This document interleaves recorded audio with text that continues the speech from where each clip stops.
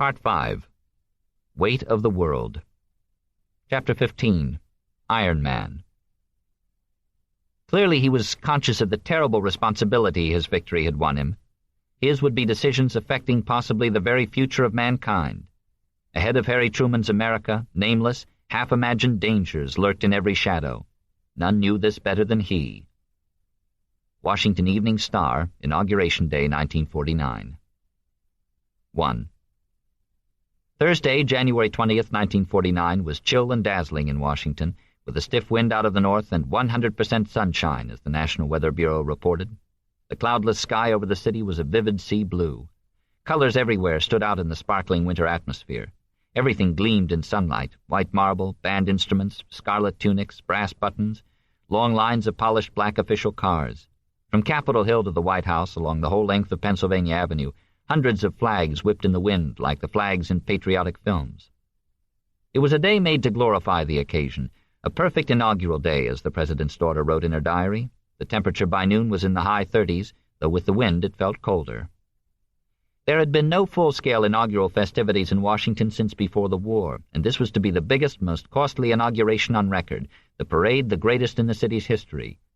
The year before, when their return to presidential power had seemed such a certainty, the Republicans who controlled the 80th Congress had voted an unprecedented $80,000 for the most lavish inaugural day ever.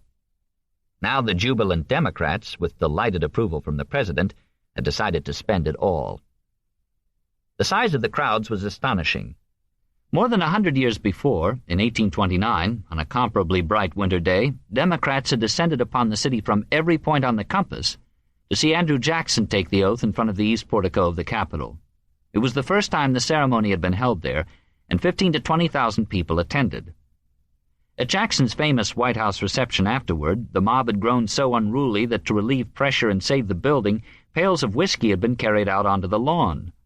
Now to see Harry S. Truman, the modern Jacksonian, another man of the common people and hero of the great political drama of 1948, ride to the Capitol and take the same oath at the same place, more than 1 million people were gathered, more than ever before in history.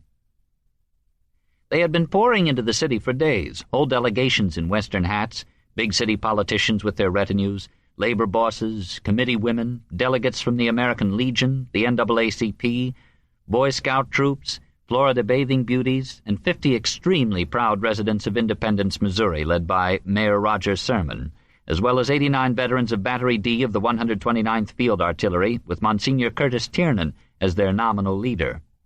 Entertainers and screen stars arrived: Gene Kelly, Jane Powell, Jane Froman, Lena Horne, Edgar Bergen, Abbott and Costello, and the big bands of Benny Goodman and Lionel Hampton, in addition to Phil Spitalny and his all-girl orchestra. Most hotels were sold out, some at triple the normal rate, and for the first time in the city's history, black guests were staying at several of the best hotels, since Truman, as no president before, had ordered that black Americans were to be as welcome as anyone at the main events of the inaugural.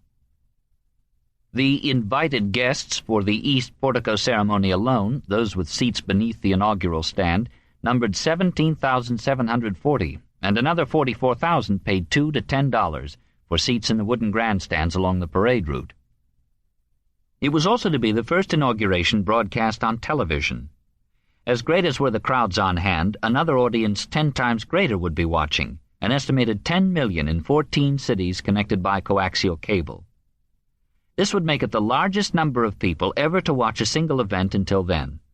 Indeed, more people would see Harry Truman sworn in as president on television on January 20th, 1949, than had witnessed all previous presidents taking the oath since the first inauguration of George Washington. As far away as St. Louis, the western limit of the cable, the pictures, like the day in Washington, were reported bright and clear. And 100 million more would be listening by radio. Yet, as often said afterward, there was no one who took part, no one watching the parade, no one at the dinners and dances, who had a better time than the man at the center of the spectacle for whom, by all signs, it was the happiest day of his life. His day of days, as his daughter would say. Weather permitting, I hope to be present, Truman had written in high spirits in answer to his own invitation to the ceremonies. It had been 2 months since the Key West vacation in November, and much had transpired. Because of conditions at the White House, the President and his family were now living across the way in Blair House at 1651 Pennsylvania Avenue. The old executive mansion, as Truman had been informed the day of his return to Washington after the election, was in such a dangerous state it could collapse any moment. Ironically, the only safe place in the building was his new balcony. "Doesn't that beat all?" he said. The facts of the situation were made public for the first time. The White House was closed to visitors. The President, the First Lady, and Margaret all departed for Key West. For Bess and Margaret it was a first visit to the little White House in Florida. And with painters and decorators working night and day, Blair House was made ready, furniture moved in time for the family's return at Thanksgiving. Privately, Truman could not have been happier with the change and for the chance to make sure the White House was restored as it should be. With his love of building, love of history, he was genuinely interested in every detail of the project. It is the President's desire that this restoration be made so thoroughly complete that the structural condition and all principal and fixed architectural finishes will be permanent for many generations to come, wrote Lorenzo Winslow, the architect in charge. At the time, it was thought the job would take a year. The West Wing, built by Theodore Roosevelt in 1906, remained sound and would continue in service. So again Truman was commuting to the Oval Office on foot from across Pennsylvania Avenue, as he had in the first weeks after Franklin Roosevelt's death. Flanked by Secret Service agents, he would cross the street in the morning, twice again at lunchtime, and again at day's end. Traffic stopped, tourists gaped. Once in early December, when a car with Virginia plates nearly ran him down, the driver, after a screeching stop, pressed his hands to his head, pondering what he had nearly wrought. But Truman walked on unconcerned. It was obvious from the President's stride, wrote Life, reporting the incident, that he was a new and very happy man who knew where he was going. Shortly after Thanksgiving, Truman had made one of the most fateful decisions of his presidency. George Marshall, who was soon to undergo surgery for the removal of a kidney, had said he wished to retire, and Truman, after some deliberation, picked Dean Acheson to be the next Secretary of State, beginning with the new term. Truman had made the offer to Acheson privately at Blair House. At first speechless, Acheson had said he was not qualified to meet the demands of the office. This, responded Truman, was undoubtedly so, but then he could say the same for himself or any man. The question was whether he would do the job. Often in informal conversation, Truman would say there were probably 1 million men in the country who could make a better president than he, but that this was not the point. He, Harry Truman, was the president. "I have the job, and I have to do it, and the rest of you have to help me." The Berlin airlift, still proceeding with great effect, was never far from his mind. China was a worry more and more as the forces of Mao Zedong won one smashing victory after another. From Tokyo, General MacArthur was warning that the fall of China imperiled America, while at home the Red Scare grew worse. On December 15th, Alger Hiss had been indicted for perjury. In Independence for Christmas, Truman took his daily walks, tipped his hat to neighbors, and, as reporters noted, carefully knocked the snow from his boots before going into the house. Between Christmas and the inauguration, his days grew increasingly crowded. Up regularly before dawn, he was busy every hour except for a brief nap after lunch. Members of Congress and the Cabinet made a steady parade in and out of his office. He approved the withdrawal of the last American troops from Korea, a decision to which no great portent was attached by anyone at the time, and on New Year's Day issued a statement recognizing the new Republic of Korea. On Wednesday, January 5, 1949, he went to the Hill to deliver his State of the Union message to the new 81st Congress, calling again for the same progressive social measures he had championed the year before, except now he had a new name for his domestic program, the Fair Deal, a name he had coined himself. And unlike January 1948, when almost no one was listening, everyone now paid close attention. At a news conference on January 7th, visibly moved, he announced the retirement of Marshall and Acheson's appointment. Another day he slipped out of the West Wing to fly to Pinehurst, North Carolina, to visit with the convalescing Marshall. There was the new budget to present, calling for $41.9 billion, the largest ever in peacetime, half of which was to go for defense and foreign aid. There was his inaugural address to work on, meetings to prepare for, more press conferences, a Truman Barclay Club dinner, and the night before the inauguration, at the Mayflower Hotel ballroom, a full-dress presidential electors' dinner, where he surprised and delighted his audience with an impromptu impersonation of H.V. Kaltenborn, declaring on election night in his hard-clipped style that, while the President is 1,000,000 votes ahead in the popular vote, when the country vote comes in, Mr. Truman will be defeated by an overwhelming majority. The audience exploded with laughter and applause. Truman seemed to glow with vitality and confidence. He was a man with much to be pleased about, and at age 64, after nearly 4 years in office and the most arduous political campaign ever waged by a president, he looked as he said he felt, fit as a fiddle. His personal popularity, according to the latest polls, had bounced back up to 69%, as high as it had been in 3 years. Congress had raised his salary from $75,000 to $100,000 and added an extra $50,000 tax-free for expenses. Bess, all through the week before the inauguration, is said to have positively bubbled with good humor. But there was also a strain of somber obligation in what he said to the crowd at the Mayflower. "I was not in any way elated over the election. In no sense did I feel anything unusual had happened to me. I felt only the responsibility, and that is what we are faced with now." Privately, he worried about the dangers of being in the midst of such immense power and influence as to be found in Washington. "Every once in a while I noticed it in myself," he confided to some of his staff, "and try to drag it out in the open." His inaugural day had begun at 6:45, when, having had 4.5 hours' sleep following the gala of the night before, he stepped out onto the front stoop at Blair House. It was still dark. Pennsylvania Avenue was quiet.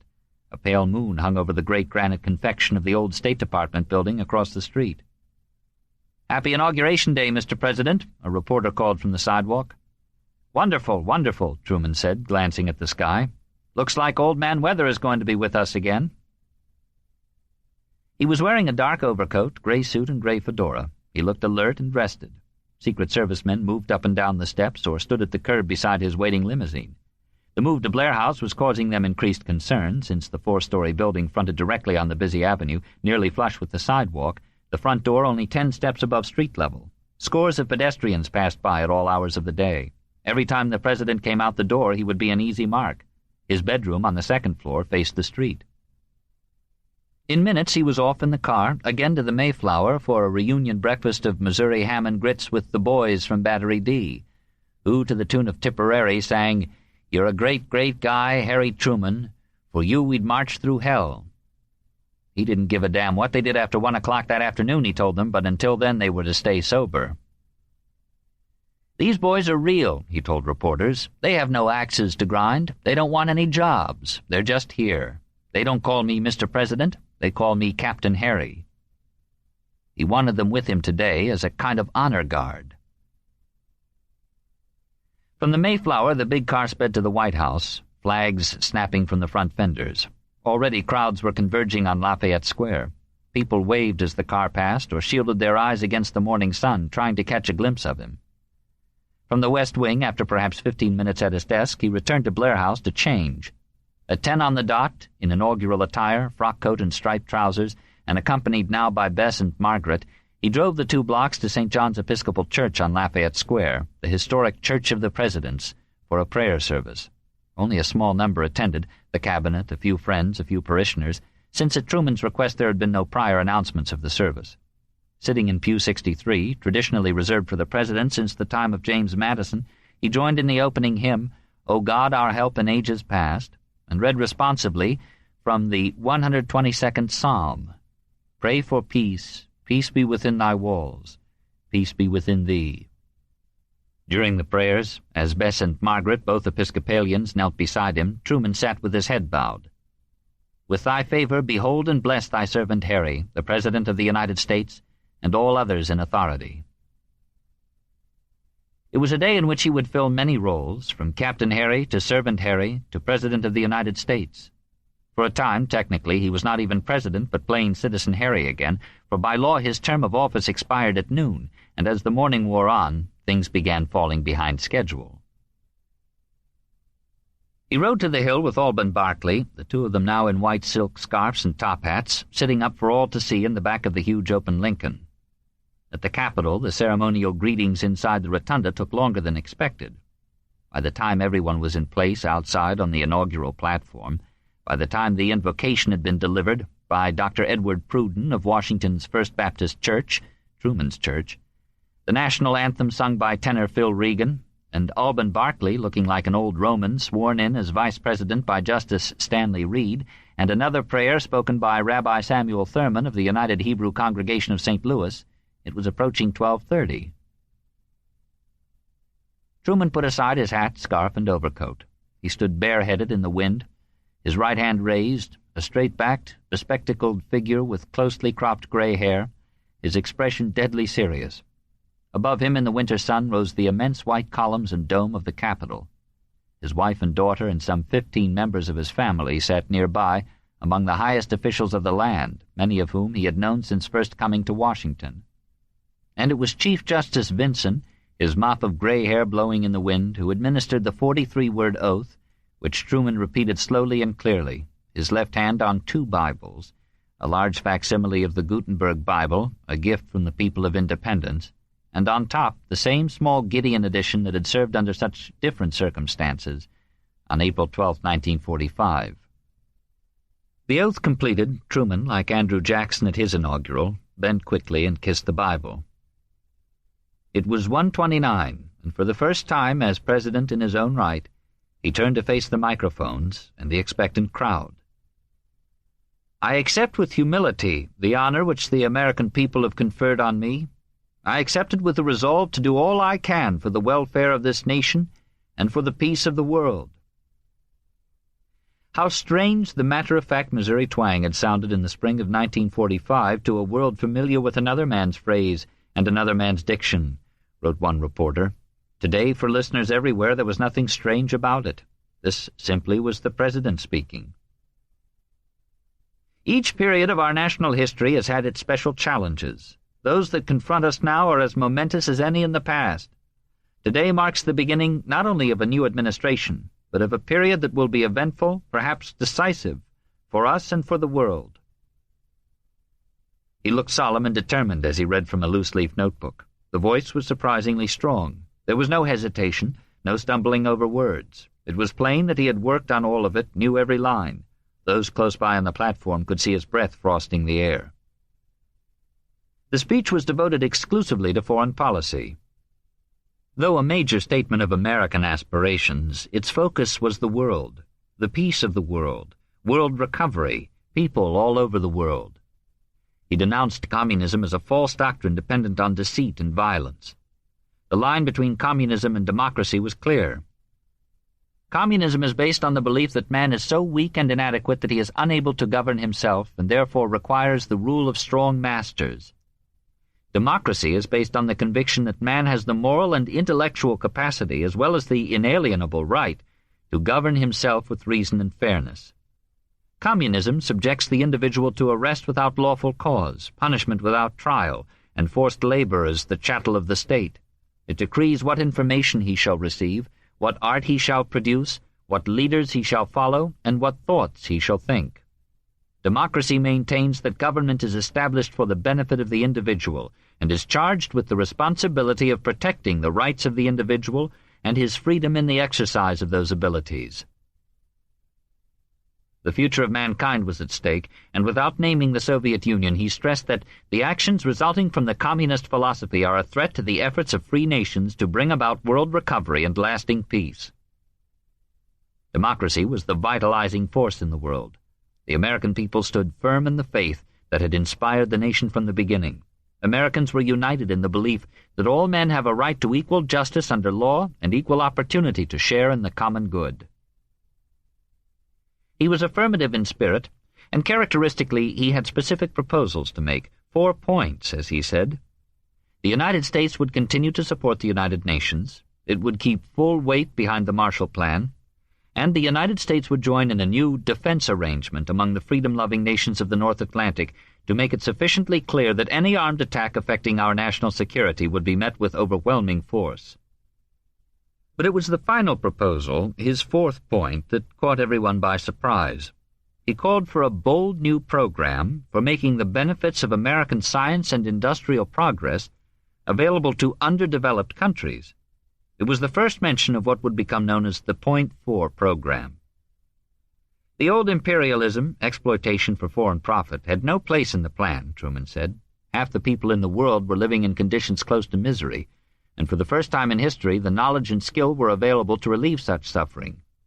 The emphasis would be on the distribution of knowledge rather than money. The material resources which we can afford to use for assistance of other peoples are limited, but our imponderable resources in technical knowledge are constantly growing and are inexhaustible. Democracy alone can supply the vitalizing force to stir the peoples of the world into triumphant action, not only against their human oppressors, but also against their ancient enemies, hunger, misery, and despair. The applause was immense and sustained. He was extending the promise of America beyond America. Poverty, he had said in his State of the Union address, was just as wasteful and just as unnecessary as preventable disease. Now he had extended that idea. "Truman proposes fair deal plan for the world," said the headline in the Washington Post. Moreover, he had been eloquent and moving, as he had seldom ever been. Many thought it the finest speech he had ever made. Franklin Roosevelt, Woodrow Wilson, Theodore Roosevelt, and Abraham Lincoln would all have approved and joined in the applause, said the New York Times. Before the parade, in the interlude during which the President was to be received at lunch in the Capitol, a giant air armada like none ever seen over Washington roared across the sky, some 700 planes, including transports like those supplying Berlin, and 5 gigantic new 6-motored B-36 bombers that had flown non-stop 2,000 miles from Texas. As the last of the planes passed, the grim president of the inaugural platform, the man with the weight of the world on him, became radiant Harry Truman once more, as he and Barclay, bundled again in overcoats and grinning broadly under their high silk hats, pulled away in the open Lincoln and started slowly back down Pennsylvania Avenue. To either side now marched the Battery D Honor Guard, 2 lines of somewhat portly, gray-haired Middle Americans, swinging white ash walking canes, keeping pace with the big car rather smartly, and all more or less in step as the delighted crowd cheered them on. Only 2 would drop out in the mile-and-a-quarter route to the White House. The whole pageant struck countless viewers, including many who had witnessed numerous inaugurations, as profoundly stirring. It was a day of dedication for the democratic spirit, with all elements, large and small, momentarily in harmony. The clear sunlight, the President's evident high spirits, said the New York Times, the patience and cheerfulness of the great crowds, such moving episodes as the presence of a guard of honor of Mr. Truman's comrades of the First World War, the slowly moving masses of men and vehicles coming down the avenue from the seat of the national legislative power to the seat of its executive power, the booming of the presidential salute, the planes overhead, the whole mood of the occasion, all these things seemed to speak of a confident and even exultant Americanism. It was democracy looking homeward across a great continent, but also looking outward toward the world in which democracy will never again be impotent or ashamed or apologetic. Behind the President, the procession stretched 7 miles and would take in all 3 hours to pass. Truman, on reaching the White House, watched the show from a glass-enclosed reviewing stand, and he missed none of it. West Point cadets, midshipmen from Annapolis, the Marine Band, the United States Army Band, all came swinging by, companies of Wax, Waves, the Richmond Blues wearing white-plumed helmets, high school bands, police bands, drum majorettes, beauty queens, trick riders, state governors in open cars, a mounted posse of Kansas City cowboys, 15,153 men, women, and children in costume, uniform, and civilian dress, more than 40 bands, 55 floats, trucks, jeeps, armored cars, more than 100 horses, 4 mules from Lamar, Missouri, and an old-time circus calliope tooting, "I'm just wild about Harry." With Barclay beside him, Truman clapped his gloved hands, waved, chatted, laughed out loud, beat time to the Marine hymn, swayed his head to the strains of Dixie, bounced up and down on the balls of his feet to keep warm while sipping from a white paper cup of what was reportedly coffee, but assuredly was not. Like the honest Missouri extrovert that he is, wrote Roger Butterfield for Life, he did not try to hide his moods. The crowds and the cameras saw them all. Governor Adlai Stevenson passed by in advance of the Illinois float. General Eisenhower, in a spontaneous tribute that the crowd adored, stood in the back of his open car and saluted the President. Truman beamed and waved his top hat. When a Plymouth Rock float passed by, its cast of pilgrims suddenly broke out cameras and began snapping pictures of him. Every state, every size, shape, and color of American democracy passed in review in the chilly afternoon sunshine. The last inaugural parade, 8 years before, in 1941, when the country was arming for war, had been a grim procession of military might. The mood now was different. The crowd in the grandstand opposite the president, people in bright scarfs and winter coats, some wrapped in blankets, was a happy crowd, just as it was now a larger, more plentiful America by far.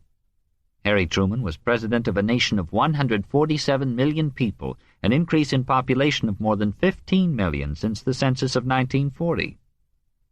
No president in history had ever taken office at a time of such prosperity and power. Industrial production outstripped any previous time in the nation's past, and all other nations of the world. The bumper harvest of the previous fall had been the biggest on record. There never was a country more fabulous than America, the British historian Robert Payne would write in 1949 after an extensive tour of the country. She bestrides the world like a colossus. No other power at any time in the world's history has possessed so varied or so great an influence on other nations. It is already an axiom that the decisions of the American government affect the lives and livelihood of the remotest people. Half the wealth of the world, more than half the productivity, nearly 2/3 of the world's machines are concentrated in American hands. "The parade was the most fun I have ever had at a parade," wrote David Lilienthal. But the president, as the paper said, was the fellow who was having the best time of anyone. Only twice did he seem to register disapproval. When the Dixiecrat candidate, Governor Strom Thurmond of South Carolina, rode by waving happily, Truman gave him a cold stare. Then, as Governor Herman Talmadge of Georgia, another champion of white supremacy, approached, Truman turned his back.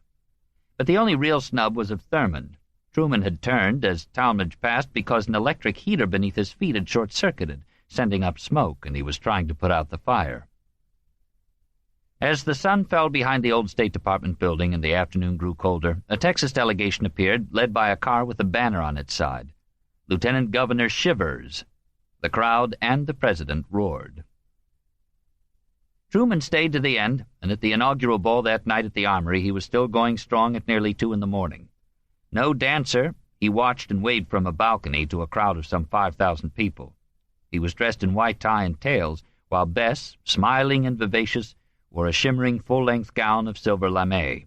With them were Mary Jane Truman, J. Vivian Truman and his daughter Martha Ann, Frank and Natalie Wallace, George and May Wallace, Nellie and Ethel Noland. "Everybody looked wonderful," wrote Margaret, who wore pink tulle and spent most of the night on the dance floor. Happiest of all was her father, whose face was shining like a new moon. 2. In contrast to his first years in office, and so much to follow, the first 6 months of the new term were a breather for Truman. Until midsummer 1949, things went well on the whole. The outlook remained hopeful. No calamitous domestic issues erupted. There were no sudden international crises to contend with. Greece and Turkey did not fall to communist takeovers, nor would they. Nor would France or Italy. Best of all was a decided easing of tension over Berlin that began just days after the inauguration. Realizing that the airlift was an established success, and that in fact the blockade had backfired on them, the Russians signaled a change in attitude. Stalin was backing down. For the first time since Potsdam, the tide seemed to be turning. Secret negotiations followed. It can almost be stated as a principle that when the Soviets are serious about something they do it in secret, Chip Bolin observed. And on May 12, 1949, the blockade ended. The lights of Berlin came on again. The airlift was over after a year and 2 months, 277,804 flights, and the delivery of 2,325,809 tons of food and supplies. For Truman it was a momentous victory. Firmness and patience had prevailed without resorting to force. War had been averted.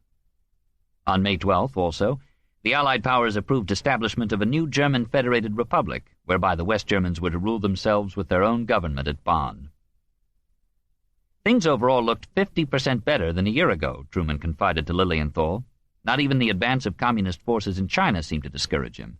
At Potsdam, Stalin had told him the people of North China would never be communists, and Truman thought that was about right. The dragon was going to turn over, he said, and after that perhaps some advances can be made of it. With what Lilienthal described as a big grin and a large dose of his particular brand of charm, which is not inconsiderable, Truman talked enthusiastically of what a program like TVA could mean for a country like China, to put it on its feet.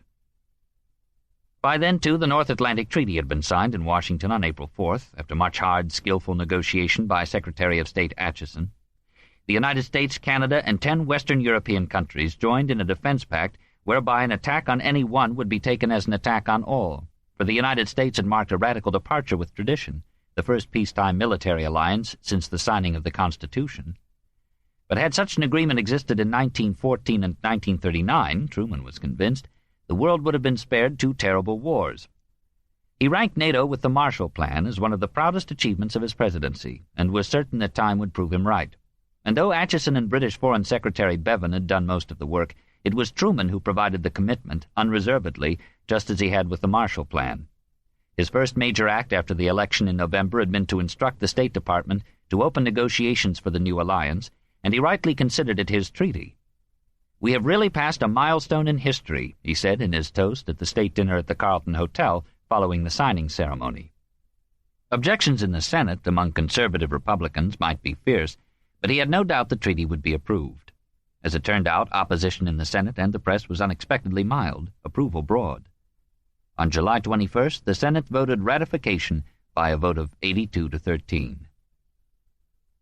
The establishment of NATO, the success of the Berlin airlift, the prospect of a prosperous, self-governing West Germany as part of the Western Alliance, all made for a greatly improved atmosphere for Truman. "He looks more relaxed. Those drawn lines from his eyes across his cheekbones seemed to be considerably modified," Lilienthal noted. In March he had taken off again for Key West for another working vacation, his 6th at Key West since becoming president. The place appealed to him as nowhere else. He loved the warm sea bathing and balmy tropical nights, as perhaps only an inland North American can.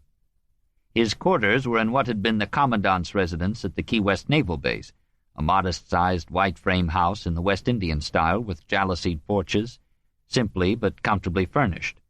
Hibiscus and bougainvillea bloomed in the garden. The cares, the pressures, the formality of the presidency all began to subside almost from the moment he arrived. He put on bright-patterned sports shirts, Harry Truman shirts as they became known, and set off on his early morning walks through the picturesque old town of Key West, stopping sometimes for a cup of coffee at a local lunch counter. The White House pouch arrived daily. Members of the cabinet, congressional leaders, the Joint Chiefs flew in and out for meetings, and some days he was on the phone far more than he liked. But he enjoyed a daily swim, or rather churning the turquoise water in his self-styled side-stroke, head up to keep his glasses dry, while 1 or 2 Navy boats stood guard to keep other boats at a distance and to watch for barracudas. He loafed in the sun with members of the staff, joked, swapped stories, read, listened to classical music on the phonograph, took an afternoon nap, played poker on the porch nearly every evening, slept soundly, and started off each new day before his walk with a shot of bourbon. His privacy on the base was complete, nor was security ever a problem, which pleased the Secret Service. The staff all enjoyed themselves, as did the 30-odd reporters who usually made the trip and who had little else to do but enjoy themselves. And with everyone so obviously pleased with his choice of vacation spot, so pleased to be included, pleased to be with him, Truman enjoyed himself that much more. He was great down in Key West, remembered Jim Rowley, by then head of the Secret Service detail. Soon they were all sporting Harry Truman shirts. To Truman's great delight, even Sam Rayburn, during a visit in November, had put on one printed with flocks of cranes and swaying palm trees. Back in Washington on May 8th, at a party celebrating his 65th birthday in the ballroom of the palatial Lars Anderson House on Embassy Row, as toasts were raised, Truman looked better by far than he had since 1945, like a man who had few qualms about the future, according to one account. "The President," said his physician, Wallace Graham, "is as close to being an Iron Man as anyone I know at his age." The one distinct shadow on these first sunny months of 1949 was the tragic fate of Secretary of Defense James Forrestal, who as far back as the previous summer had begun looking weary and troubled, and who, since the election, had been acting quite strangely.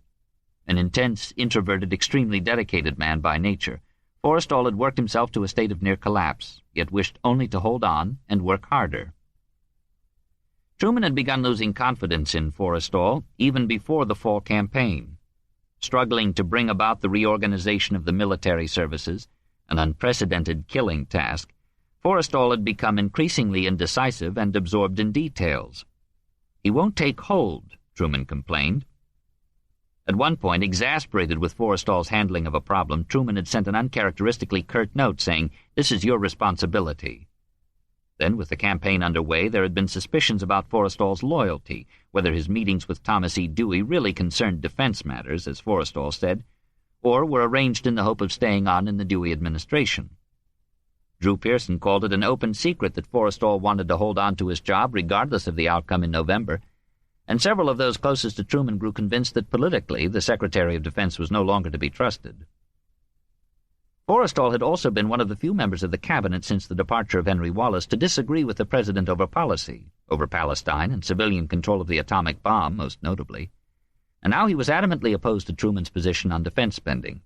To achieve a balanced budget, Truman insisted on a defense ceiling of $15 billion, a sum equal to more than a third of the entire federal budget, but that Forrestal thought dangerously low given the scale of the Soviet menace.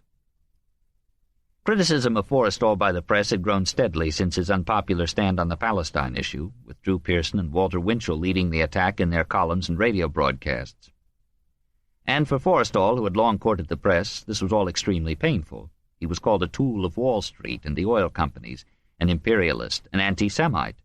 Pearson and Winchell tried to create doubt about his personal courage with a trumped-up account of how years before Forrestal had fled out the back door of his New York City home as jewel thieves accosted his wife. On an NBC radio broadcast in January, a guest claimed that the I.G. Farben works in Frankfurt had not been bombed during the war because Forrestal owned I.G. Farben stock, a totally false charge that NBC later retracted. The more amplified the attacks became, the more Truman, who hated to dismiss anyone under almost any circumstances, was inclined to keep Forrestal where he was.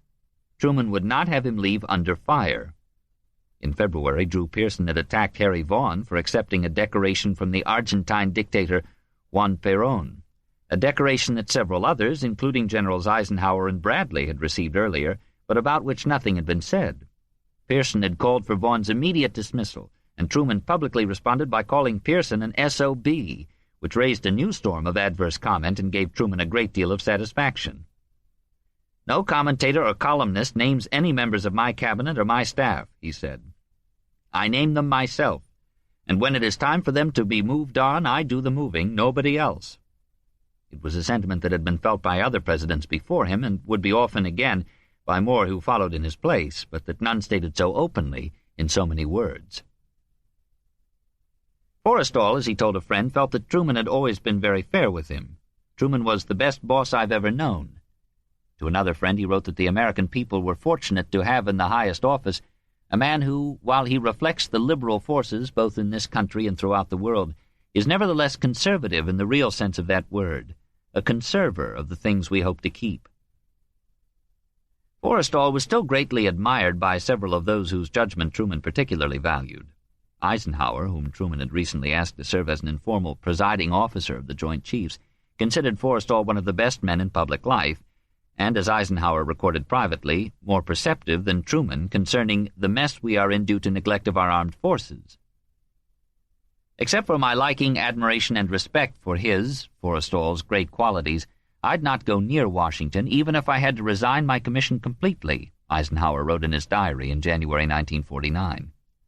To a certain extent these same feelings apply to HST, but he does not see the problems so clearly as does Jim, and does not suffer so much due to the failure to solve the problems. I like them both. But Forrestal, as Eisenhower also noted, was looking badly. He gives his mind no recess, and he works hours that would kill a horse. Eisenhower would himself soon find the bickering between the services all but intolerable. He was smoking 4 packs of cigarettes a day and worrying about his blood pressure. By mid-March he was suffering from severe stomach cramps, and Truman sent him off to recuperate for 3 weeks at the little White House in Key West. A reporter seeing Forrestal on Inauguration Day was shocked by his baffled look. Afflicted with insomnia and loss of appetite, Forrestal appeared strangely drawn and aged, his shirt collars too large for him. Some days he would telephone the president several times on the same subject, which left Truman mystified. Privately, Forrestal told a few close friends his phone was being tapped. At meetings, he would unconsciously scratch at a particular part of his scalp until it turned raw. When, in early February, Forrestal told Truman he was resigning and would leave by June 1st, Truman saw it would have to be sooner than that. As Forrestal knew, Truman for some time had been considering Lewis Johnson as his replacement. Johnson, the headstrong financial wonder worker of the whistle-stop campaign, who had once served as Roosevelt's Assistant Secretary of War, and Forrestal agreed with the choice, or so he said. Johnson, on meeting Forrestal to discuss the transition, concluded after an hour, as he later told Drew Pearson, that Forrestal was insane or possibly taking drugs. Forrestal wanted to resign long before he did, Truman would write, and I kept him from it, although I realized later that I should have let him quit when he wanted. He left because of failing health, and that's all there was to it. On Tuesday, March 1st, Truman summoned Forrestal to the White House to ask for his resignation. Truman also urged him to take a vacation, though he said nothing about seeking medical attention. Forrestal maintained the necessary composure for public appearances in the following weeks, but only barely. He was present at the Pentagon on March 28th when Lewis Johnson was formally installed as Secretary of Defense, and later in the day he stood mute at another ceremony at the White House when Truman presented him with the Distinguished Service Medal. But the next day Forrestal, a very sick man, was flown to Florida to Robert Lovett's home at Hobe Sound, where, he told Lovett, "They're after me." In the days following, he made at least one attempt at suicide. Unaware of what was happening in Florida, but having now heard reports that Forrestal thought he was being followed by foreign agents, Truman asked the head of the Secret Service, U.E. Bauman, to look into the matter at once. The report, marked secret and dated March 31st, said Forrestal's suspicions were unfounded, that he had become of late exceedingly nervous and emotional, and so distraught by the time of his last day as Secretary of Defense that he had not even known his own servants. As a result of his apparent lack of ability to make a positive decision and carry it out, he was assisted and escorted to the plane to Florida by two friends and former associates. When Mr. F. exhibited a last-minute reluctance to make his departure, one of the friends reportedly said to the other, "We have to do something. We can't keep him around here." Forrestal, the report concluded, was suffering from a slight nervous breakdown, which apparently was as much as Truman had been told up to that point. In Florida, a Navy psychiatrist and the renowned Dr. William C. Menninger had been sent for, and on April 2nd, Forrestal was flown back to Washington to be admitted to the Bethesda Naval Hospital for treatment of nervous exhaustion. Drew Pearson reported that Forrestal was out of his mind, and claimed incorrectly that in Florida Forrestal had rushed out into the street screaming, "The Russians are coming." Truman called on Forrestal at Bethesda the first week in May and thought Forrestal seemed his old self. 2 weeks later, on Sunday, May 22nd, at 2 a.m, Forrestal sat in his room on the 16th floor of the hospital, copying lines from Sophocles' Chorus from Ajax. Worn by the waste of time, comfortless, nameless, hopeless, save in the dark prospect of the yawning grave. About 3 o'clock he walked across the hall to a small kitchen. After tying one end of the sash from his bathrobe to a radiator and the other end around his neck, he jumped from the unbarred window. His body was found on the roof of the 3rd floor, the sash still around his neck. The news rocked Washington. Suicide among high-ranking government figures was unknown. Other cabinet members had resigned over the years or been fired under a cloud, but none had ever taken his own life. Truman, in his words, was inexpressibly shocked and grieved. The First Lady, haunted by memories of her father, was, as Margaret later revealed, terribly shaken. At Easter, only the week before, Bess had sent Forrestal a bouquet of roses, and in a note of appreciation he had said how much they had helped brighten a bleak day. "I am moved that you should trouble to send me a token, but it's typical of your thoughtfulness. A happy Easter to you and the President and Miss Truman. You all deserve it." The President and Vice President, former President Hoover, the Cabinet, much of Congress, members of the Supreme Court, the Joint Chiefs, General Marshall, an estimated 6,000 people were present for Forrestal's burial with full military honors at Arlington. Truman, angry, troubled, doubtless remorseful that he hadn't acted sooner to relieve Forrestal from duty, accused Drew Pearson of hounding him to death. Pearson wrote that it was Truman's call for Forrestal's resignation that undoubtedly worsened the illness. David Lawrence, in his column in the Washington Star, said it was not work that killed Forrestal, but the President's loss of confidence in him. Questions about the tragedy persisted. Why had Forrestal, in his condition, with suicidal tendencies, been placed in a 16th-floor room? Had his priest been denied the chance to see him?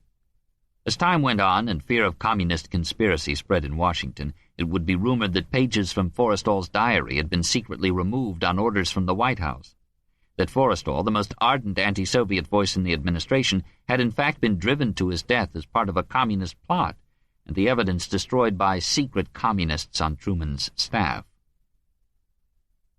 But, as ever in Washington, it was who was in power that mattered most, and so the focus of attention swiftly shifted to the new Secretary of Defense, who, with his previous experience in the department, his reputation for getting things done, had seemed well equipped for the job.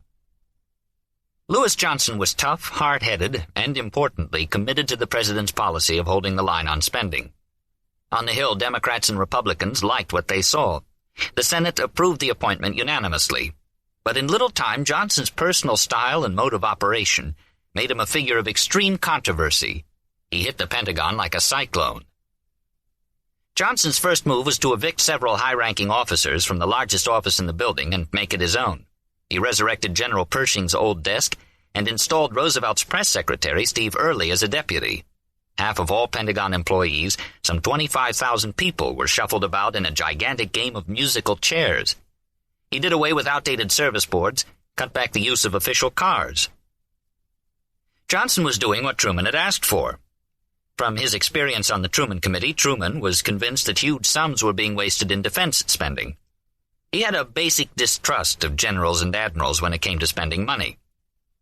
In late April, with no advance warning to the President or the Secretary of the Navy, Johnson suddenly canceled construction of a new $186 million supercarrier, United States, a major component in the Navy's whole program, with the result that the Secretary of the Navy, John Sullivan, resigned in a rage.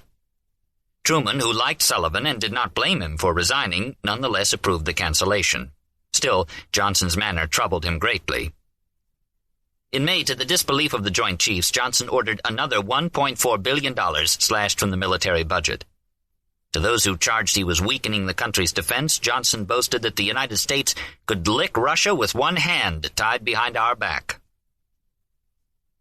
Where Forrestal had been small, introverted, and apolitical almost to a fault, Johnson was a great, boisterous bear of a man who shouted to make his point to an admiral or general and exuded such overt political ambition, stirred such speculation as to his true motives, that he felt obliged, after only a few months on the job, to state publicly several times that he was not running for president. The press quoted an unnamed high official who said Johnson was making 2 enemies for every dollar he saved. As was becoming rapidly apparent, Lewis Johnson was possibly the worst appointment Truman ever made. In little more than a year, many who worked with him, including Truman and Dean Acheson, would conclude that Johnson was mentally unbalanced. Unwittingly, wrote General Bradley later, Truman had replaced one mental case with another. The president, the country read, was in high good humor, cheerful and chipper, and busy. He named Attorney General Tom Clark to the Supreme Court, made Howard McGrath the new Attorney General, put Bill Boyle, his old Kansas City protege and whistle-stop mastermind, in McGrath's place at the head of the Democratic Party. He also picked Pearl Mesta to be the new minister to Luxembourg, an appointment of no great importance, but remembered fondly because it inspired a hit Broadway musical, Call Me Madam, with music by Irving Berlin and Ethel Merman in the title role. But even before spring vanished in the furnace heat of June and another long summer settled on the city, Truman's good cheer and optimism were being put to the test. The wave of anti-communism that had been gathering force since the charges against Alger Hiss erupted the previous summer now grew more serious, with Cardinal Spellman of New York, among others, saying America was in imminent danger of a communist takeover. In December 1948, Hiss was indicted for perjury, but the real issue, everyone knew, remained the same. Was he or was he not a communist spy? And how many more like him were there in government? The country, Truman assured reporters, was not going to hell. They ought to read some history. America had been through such times before. Hysteria finally died down and things straightened out, and the country didn't go to hell, and it isn't now. When the Hiss trial ended in a hung jury in July, another trial was scheduled for the fall. As Truman failed to foresee, the issue was not going to go away. Then at midsummer, the outlook became dramatically worse. Indeed, by August 1949, Truman had entered a time of severe trial. Events beyond his control, in China and the Soviet Union, rocked the Western world as nothing had since the war. While on Capitol Hill, as if to provide a kind of perverse comic relief, Harry Vaughan was summoned before a Senate investigating committee. The news from China had been grim all year, Truman's oddly sanguine remarks on the subject to David Lilienthal notwithstanding. The Chinese nationalist regime of Chiang Kai-shek had been crumbling fast before the onrush of the Communists. The American military advisor to Chiang, General David Barr, reported that the military situation has deteriorated to the point where only the active participation of United States troops could effect a remedy. No battle has been lost since my arrival due to lack of ammunition or equipment. The nationalist debacles, in my opinion, can all be attributed to the world's worst leadership, the widespread corruption and dishonesty through the nationalist armed forces. In April, a communist army of 1 million men crossed the Yangtze River, south into the last provinces still loyal to Chiang. The outcome, the complete fall of China to the forces of Mao Zedong, an outcome implicit as early as 1946 in what George Marshall reported after his fruitless year in China, had by spring become a foregone conclusion. Vehement alarm was sounded. Angry, vindictive charges were made against the administration by what had become known as the China Lobby, whose numbers included religious and patriotic groups across the country, prominent Republicans in Congress, and Time and Life publisher Henry R. Luce, who was the son of missionaries to China. Life had carried an article by General MacArthur titled, "The Fall of China Imperils the U.S." Time warned that the red tide rising in Asia threatened to engulf half the peoples of the world. Yet it was the administration's own attempt to account for its China policy, an effort intended to clarify what was about to happen in China before it happened, and thereby calm the country, that gave focus to this momentous turn of history as nothing else had, and with unexpected consequences. At a morning press conference on August 4th, Truman announced the release of a massive State Department report, United States Relations with China, with special reference to the period 1944 to 1949. 409 pages in length, with another 645 pages of appended documents in smaller print. He had asked to have it compiled, Truman said, as a frank and actual record, clear and illuminating, everything you want to know about the policy, from the 1840s forward. As Dean Acheson stressed in a preface to the report, the United States had poured more than $2 billion into support for Chiang Kai-shek since VJ Day, money and arms to help destroy communism in China. But it had not been enough. The fault, said Acheson, was in the internal decay of the nationalist regime, its rampant corruption, lack of leadership, its indifference to the aspirations of the Chinese people. The unfortunate but inescapable fact is that the ominous result of the civil war in China was beyond the control of the United States. It was the product of internal Chinese forces, forces which this country tried to influence but could not. Truman, his spelling no better than ever, had said in a handwritten note earlier that a corrupt, C-U-R-R-U-P-T, nationalist government was the cause of China's woes. "We picked a bad horse," he told Arthur Vandenberg. The China White Paper caused a sensation. Affection for China was widespread in the country. Generations of American children had carried nickels and dimes to Sunday school to support missionaries in China. Books by Pearl Buck about Chinese peasant life had won the hearts of millions of readers. Chiang Kai-shek, the Generalissimo, and his smiling, photogenic, Wellesley-educated wife had been America's loyal allies through the war. Now the State Department was declaring officially that China, the largest nation on earth, was lost to communism. Instead of serving as a palliative, as Truman and Acheson intended, the report inflamed the controversy. The New York Times judged it a sorry record of well-meaning mistakes. More outraged critics called it a whitewash, a deliberate distortion, and worse, a smooth alibi for the pro-communists in the State Department, who aided in the communist conquest of China. In the Senate, Republican William Noland of California wondered aloud, and without a shred of evidence, whether Alger Hiss had helped shape China policy. The China lobby raised the cry that Truman and Acheson had lost China, as though China had been America's to lose. A few Democrats, too, joined in the attack, including Representative John F. Kennedy of Massachusetts. At the same time, Harry Vaughan was back in the news in what had all the signs of a full-blown White House scandal. A Senate subcommittee chaired by Democrat Clyde R. Hoey of North Carolina had begun investigating so-called 5%ers, those who, for 5% commissions, used their supposed influence to secure contracts or favored treatment from the government. Vaughan, it was revealed by several witnesses, had used his high position, his general's stars, his White House telephone, and his place in Harry Truman's affections to ease the way for such men about Washington as James V. Hunt, a former Army officer who claimed to be one of Vaughan's best friends, and mysterious John Maragon, truly an old friend of Vaughan's, who in the first weeks of Truman's presidency in 1945 had been seen about the West Wing so often he was thought to be one of the staff. When it was shown that Hunt had improper influence with the chief of the Army Chemical Corps and the Quartermaster General, Truman immediately ordered the retirement of the first and the suspension of the second officer. Most of Vaughan's activities in behalf of such friends dated from just after the war. As a favor to Hunt, he had helped obtain scarce lumber for construction of a California racetrack, a project being blocked by government restrictions on building materials needed for housing. For Maragon, he secured a permit for the purchasing of molasses, another scarce item. For a Chicago perfume manufacturer, another of Hunt's clients, he arranged a priority flight to Europe by Air Transport Command, at the time when Germany had just surrendered and virtually all transport facilities were preempted for military use, an arrangement whereby the Chicago manufacturer returned home with perfume essence valued at $53,000.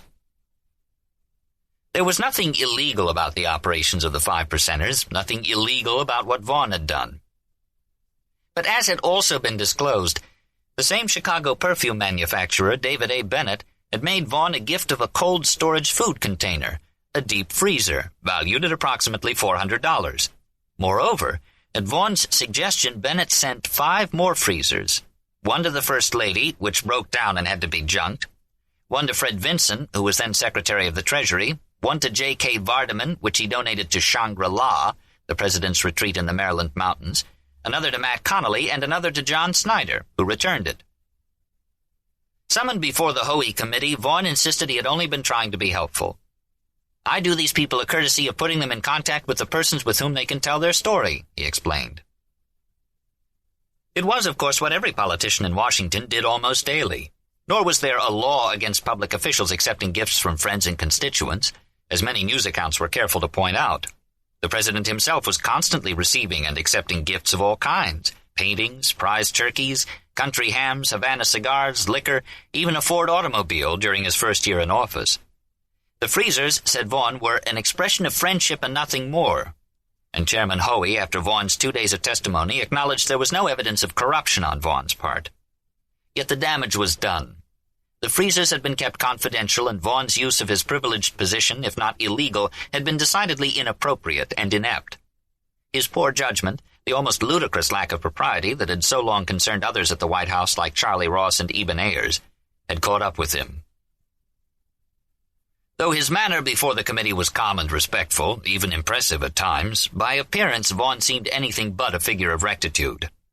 Grossly overweight, his uniform, for all its brass and ribbons, looking about as military as pajamas, he was like a cartoonist's portrait of corruption. Thomas Nast would have gloried in the chance to draw him. As slouching back in his witness chair, Vaughan lit up a big cigar. The Republicans on the committee had prepared, as time wrote, for a political barbecue with Vaughan as the pig on the spit. But the one who enjoyed it most, glowering at the witness, pointedly addressing the uniformed general as Mr. Vaughan, was Senator Joseph McCarthy of Wisconsin. Was it true, asked McCarthy, that he had taken campaign contributions from racket king Frank Costello? "Am I supposed to know Frankie Costello? How did he get in here?" responded Vaughan, rightfully incredulous. If the hearings had proven anything, it was only that Vaughan was an embarrassment who, in the guise of a general, played courthouse politics from the White House in a style reminiscent of the Harding days.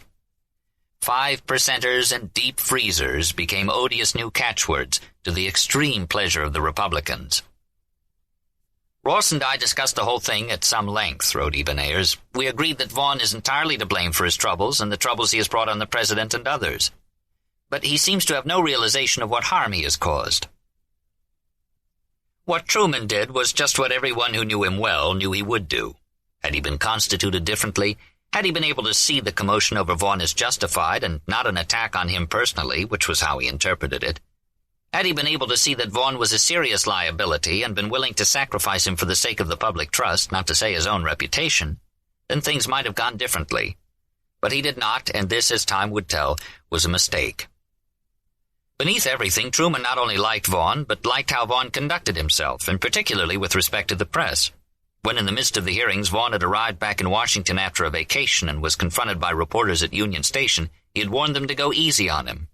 "After all, I'm the president's military aide, and you guys will all want favors at the White House someday." Asked about his connection with the 5%ers, he said, "That's nobody's goddamn business, and you can quote me." A response that so warmed Truman's heart when he read it that he pinned a mock decoration on Vaughn for Operation Union Station. "I think," Alban Barkley would later comment, "that Mr. Truman was far too kind and loyal to certain old friends who took advantage of him and whose actions sometimes were no credit to his administration." When Vaughn offered to resign, Truman told him to say no such thing in his presence ever again. They had come into the White House together, Truman said, and they would go out together. Only weeks later came the most stunning news of all, portending, as David Lilienthal wrote, a whole box of trouble. An Air Force weather reconnaissance plane, flying at 18,000 feet from Japan to Alaska, had detected signs of intense radioactivity over the North Pacific, east of the Kamchatka Peninsula. Soon, planes elsewhere over the Pacific were reporting radioactivity as much as 20 times above normal. The radioactive cloud was tracked by the Air Force from the Pacific nearly to the British Isles, where it was picked up by the RAF. It took several days for scientists to analyze the data. Their conclusion was reached the afternoon of Monday, September 19th. Lilienthal, who was on vacation at Martha's Vineyard, received the news that night in memorable fashion. As he and his wife were returning from a dinner party to their house near the northern shore of the island, they saw the figure of a man suddenly loom up out of the ground fog, caught in the glare of their headlights.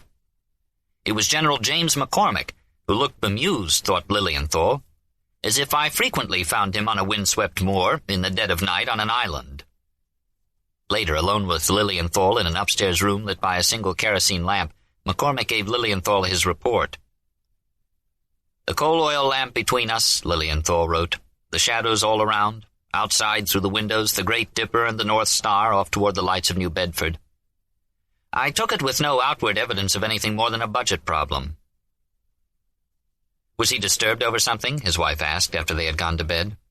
"Oh, some. One of those things," he said. By 8:20 the next morning, he and McCormick were on their way to Washington in an Army C-47. Lilienthal was to see the president at the White House that afternoon. By 11:30 he was at his office conferring with the hurriedly assembled advisory commission of nuclear scientists, chaired by J. Robert Oppenheimer, who looked frantic. There was no question, said Oppenheimer, the Russians had detonated an atomic bomb. "Vermont affair, we are here," Lilienthal wrote, Vermont being the code name for the Russian bomb. How is the president taking the news? Would he tell the country? And how soon? Lilienthal saw Truman promptly at 3:45, and later in his diary, in almost telegraphic style, he put down this extraordinary account of their half-hour together. The president was reading a copy of the Congressional Record, as quiet and composed a scene as imaginable, bright sunlight in the garden outside. He said, "Want to talk about this detection report. Knew about it, knew it would probably come. German scientists in Russia did it, probably something like that. Be glad to call in the Joint Committee on Atomic Energy chairman, ranking minority member, tell them.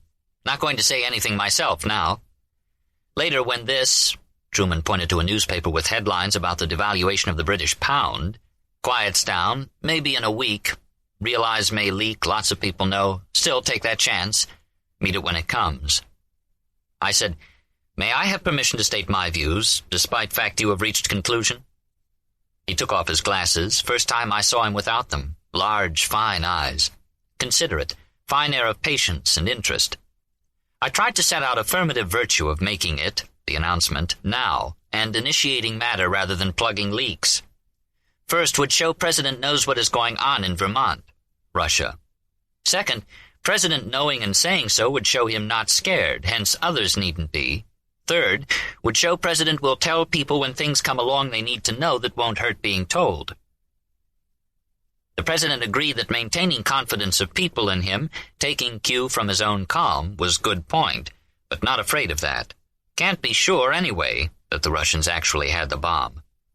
I stepped into that, is sure, substantial, and great surprise even to the most pessimistic. Really? Sharp look.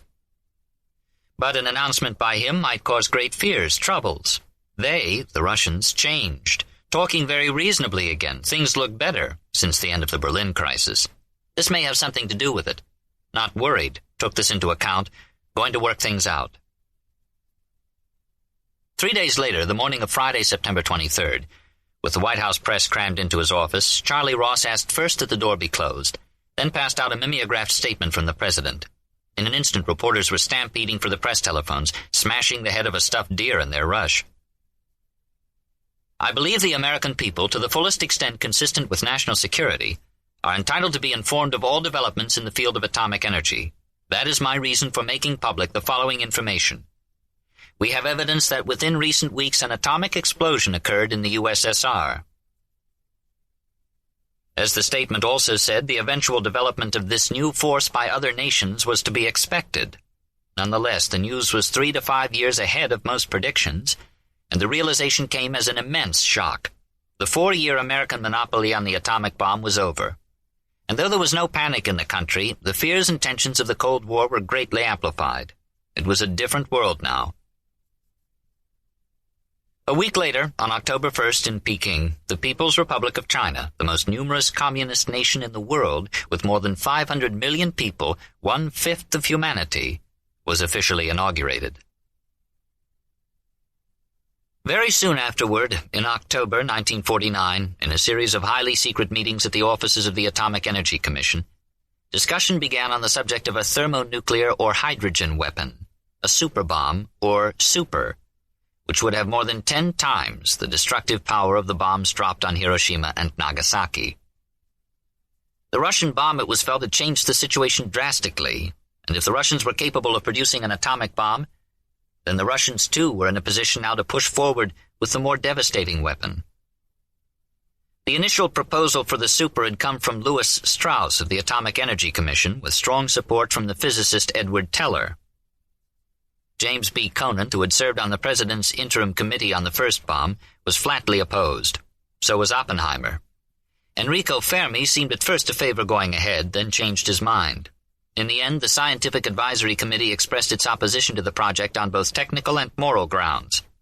General Bradley was for it, mainly for its psychological importance. Clearly, there would have to be a presidential decision. Lilienthal had privately concluded that he, too, was against the super. "We keep saying we have no other course," Lilienthal wrote. "What we should be saying is, we are not bright enough to see any other course." But the morning of Tuesday, November 1st, he met with Dean Acheson to explain the essence of the business, so Acheson might take it up with the President soon, before he, Lilienthal, and others presented it in greater detail. "What a depressing world it was," Acheson remarked after listening to Lilienthal. He didn't know how Lilienthal had lived with this grim thing. In the evening of that same first day in November 1949, the President sat down to dinner at Blair House alone. Bess Truman, as she had been for most of the summer, was away in Independence looking after her mother. Margaret was in New York, pursuing her singing career, and as always their absence left him feeling downcast, if not occupied with work or people around him. Several times over the long, difficult summer, in letters home, he had grown more reflective than usual, recounting events that had brought him to where he was. "We can never tell what is in store for us," he had said to Bess. "Never in my wildest dreams did I ever think or wish for such a position," he told Nellie and Ethel Noland. He had succeeded in getting myself into more trouble than Pandora ever let loose in the world.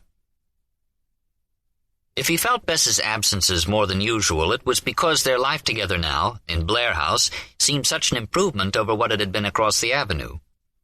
The house itself, even with the quick cosmetics applied the year before, was not only nothing very grand, but a bit dowdy. It creaked and groaned, trembled noticeably whenever streetcars passed by outside. Its dark old cellar was full of rats, as was well known by the Secret Service men, who hated ever having to go down there. And with Washington's emergency hospital located just around the corner on F Street, ambulance sirens screamed by in the street below the President's bedroom window, often several times a night. Of all the presidents they had known, some of the Secret Service men would later say, only Harry Truman would have been willing to live in the place. But with Margaret no longer at home and without the burden of White House entertaining, the President and the First Lady had more time alone together, sitting in the small back garden, reading, having lunch, or resting. Indeed, it was the first time in their married lives that they had ever had a house to themselves. Very discreet, very polite, they spent a lot of time behind closed doors in Blair House, remembered J.B. West. Maids joked about the lovebirds upstairs, and in recounting his memories of the Truman years, West would later provide the one known suggestion of the sexual attraction between these two very private, essentially Victorian people. Sometime earlier that fall, when Bess had returned from a long stay with her mother in Independence, both she and the president had been so jubilant, so obviously happy to be with each other again, that the whole domestic staff felt a lift of spirits. Everybody kept grinning, West remembered. The next morning, when West reported to the First Lady's study at 9 as usual to go over the day's menu, she told him in a rather small, uncomfortable voice that there was a little problem with the president's antique bed. 2 of the slats had broken during the night, she said, blushing. He would attend to it immediately, said West, who had concluded, as he later wrote, that the Trumans were definitely not antiques. Now, the evening of November 1st, with Bess back again in Independence, and after another hell of a day, Truman penned one of the most delightful of all his diary sketches of himself. Part melancholy, part amusing, entirely human and in character. Had dinner by myself tonight, worked in the Lee House office until dinner time. A butler came in very formally and said, "Mr. President, dinner is served." I walked into the dining room in the Blair House. Barnett in tails and white tie pulls out my chair, pushes me up to the table. John in tails and white tie brings me a fruit cup. Barnett takes away the empty cup. John brings me a plate. Barnett brings me a tenderloin. John brings me asparagus. John brings me carrots and beets. I have to eat alone and in silence in a candlelit room. I ring. Barnett takes the plate and butter plates. John comes in with a napkin and a silver crumb tray. There are no crumbs, but John has to brush them off the table anyway. Barnett brings me a plate with a finger bowl and doily on it. I remove finger bowl and doily, and John puts a glass, saucer, and a little bowl on the plate. Barnett brings me some chocolate custard. John brings me a demi-tasse. At home, a little cup of coffee, about 2 good gulps. And my dinner is over. I take a hand bath in the finger bowl and go back to work. What a life. 3. Of the 9 members of his cabinet, none was so conspicuous or had more influence on Truman than the elegant, polished Dean Acheson, Secretary of State. His place was unrivaled. Unlike Woodrow Wilson, whose portrait over the mantel in the cabinet room still kept watch over gatherings of the cabinet each Friday morning at 10, Truman had no inside advisor like Colonel Edward House. Nor was there anyone serving as international troubleshooter, the way Harry Hopkins had for Roosevelt. The relationship between Truman and Acheson was clear and unimpeded, as Truman wished. Acheson ran the vast operations of state, with its 22,000 employees, but he was also the president's continuous contact with the world, his reporter and interpreter of world events, as well as his chief negotiator and spokesman on foreign policy. Apart from cabinet meetings, where Acheson sat on Truman's immediate right, they saw each other regularly twice a week, Mondays and Thursdays at 12:30, and talked by phone almost daily. Truman considered the importance of the office of Secretary of State second only to his own, and had filled the job 3 times now with men of proven ability and strong personality. Of Edward Stettinius, the secretary he had inherited from Roosevelt and quickly replaced, Truman wrote, "A fine man, good-looking, amiable, cooperative, but never an idea, old or new." No figurehead secretary, no mere dispenser of White House policy would answer. But in Acheson he had found his most exceptional secretary, and one who, unlike either of his 2 predecessors, Burns and Marshall, had assumed the responsibilities of the office after years of experience in the department and after having already played a decisive part in the 2 landmark achievements of Truman's first term, the Truman Doctrine and the Marshall Plan. There was no one in the administration or in the cabinet or on the White House staff whose views overall, whose sense of proportion, timing, sense of history, whose personal code and convictions concerning America's role in the world carried such weight with the president as Acheson, or whose trust and friendship were to mean as much in the long run. "It was a great thing between Mr. Truman and me," Acheson would recall. "Each one understood his role and the others. We never got tangled up in it. I never thought I was the president, and he never thought he was the secretary. It is important that the relations between the president and his secretary be quite frank, sometimes to the point of being blunt. And you just have to be deferential. He is the President of the United States, and you don't say rude things to him. You say blunt things to him. Sometimes he doesn't like it. That's natural, but he comes back and you argue the thing out. But that's your duty. You don't tell him only what he wants to hear. That would be bad for him and for everyone else. Truman often referred to Atchison as his top brain man in the cabinet. That Harry Truman of Missouri, product of the Pendergast machine, bosom pal of Harry Vaughan, could possibly have anything in common with Dean Gooderham Atchison, Groton 11, Yale 15, Harvard Law 19, or feel at ease in such a partnership struck many as almost ludicrous. Atchison was still another surprise in the presidency of this continuously surprising president. He seemed to be everything Truman would find objectionable, the ultimate striped pants boy, were one to judge by appearance, and in Atchison's case it was nearly impossible not to judge by appearance, since that, at first glance, was much the most impressive thing about him. With his beautiful chalk-stripe English flannel suits, his striking carriage, his bristling guardsman's mustache and luxuriant eyebrows, Atchison looked not quite real, more like an actor cast for the part of Secretary of State, a tall, slim, imperious, emphatically English-looking Secretary of State. Everything was in order, expensive English shoes rubbed to a fine gloss, the correct quantity of cuffs showing spotlessly, hair brushed back from a noble brow. He was just over 6 feet tall, but the perfect tailoring and perfect posture, the lift of the head, made him seem taller still. He could not go unnoticed. Among the fond memories of Washington in these years would be the sight of the Secretary of State on his way to work in the morning, leather dispatch case in hand, walking the mile and a half from his home in Georgetown, accompanied by Justice Felix Frankfurter, who, nearly a head shorter, seemed to take 2 steps for every one of the secretaries. 2 celebrated conversationalists, they talked the whole way and reportedly never about government, while Frankfurter's car followed behind to drive him to the court once he and Atchison parted company at the steps of the State Department. If Harry Truman were a painter, said a Republican congressman, and had never laid eyes on Atchison and sat down to paint a picture of a foreign minister, he would come up with the life-size oil of Dean. For years, Senator Lyndon Johnson entertained friends with his imitation of Atchison entering a committee room, nose in the air. Averell Harriman, who had known Atchison since they were undergraduates at Yale, and who worried that Atchison's appearance might prove a handicap, urged him to at least get rid of the mustache, saying, "You owe it to Truman." But the mustache would stay, and if anything about Atchison's appearance or manner or background ever bothered Truman, he did not say so. To Truman, the State Department was a peculiar organization, made up principally of extremely bright people who made tremendous college marks but who have had very little association with actual people down to the ground. They were clannish and snooty, he thought, and he often felt like firing the whole bunch. Yet no such feelings applied to the secretary. Atchison was doing a whale of a job. Truman hoped he would never leave the government. Atchison, who was 56 years old in 1949, had been raised in the small-town America of other times, in Middletown, Connecticut, at the turn of the century, a setting not unlike Independence, Missouri. His mother was the heir to a Canadian whiskey fortune. His father, English by birth and a veteran of the Queen's Own Rifles, was an Episcopal minister and later Bishop of Connecticut, whose frequent admonition to his son was, "Brace up." Like Truman, Atchison had had his first youthful brush with the real world, working with a railroad crew. Like Truman, he relished history and biography. He, too, adored Mark Twain. If Atchison was a fashion plate, so, of course, was Truman in his way. They had their morning walks in common. Both were men of exceptional physical vitality. Both were amateur architects.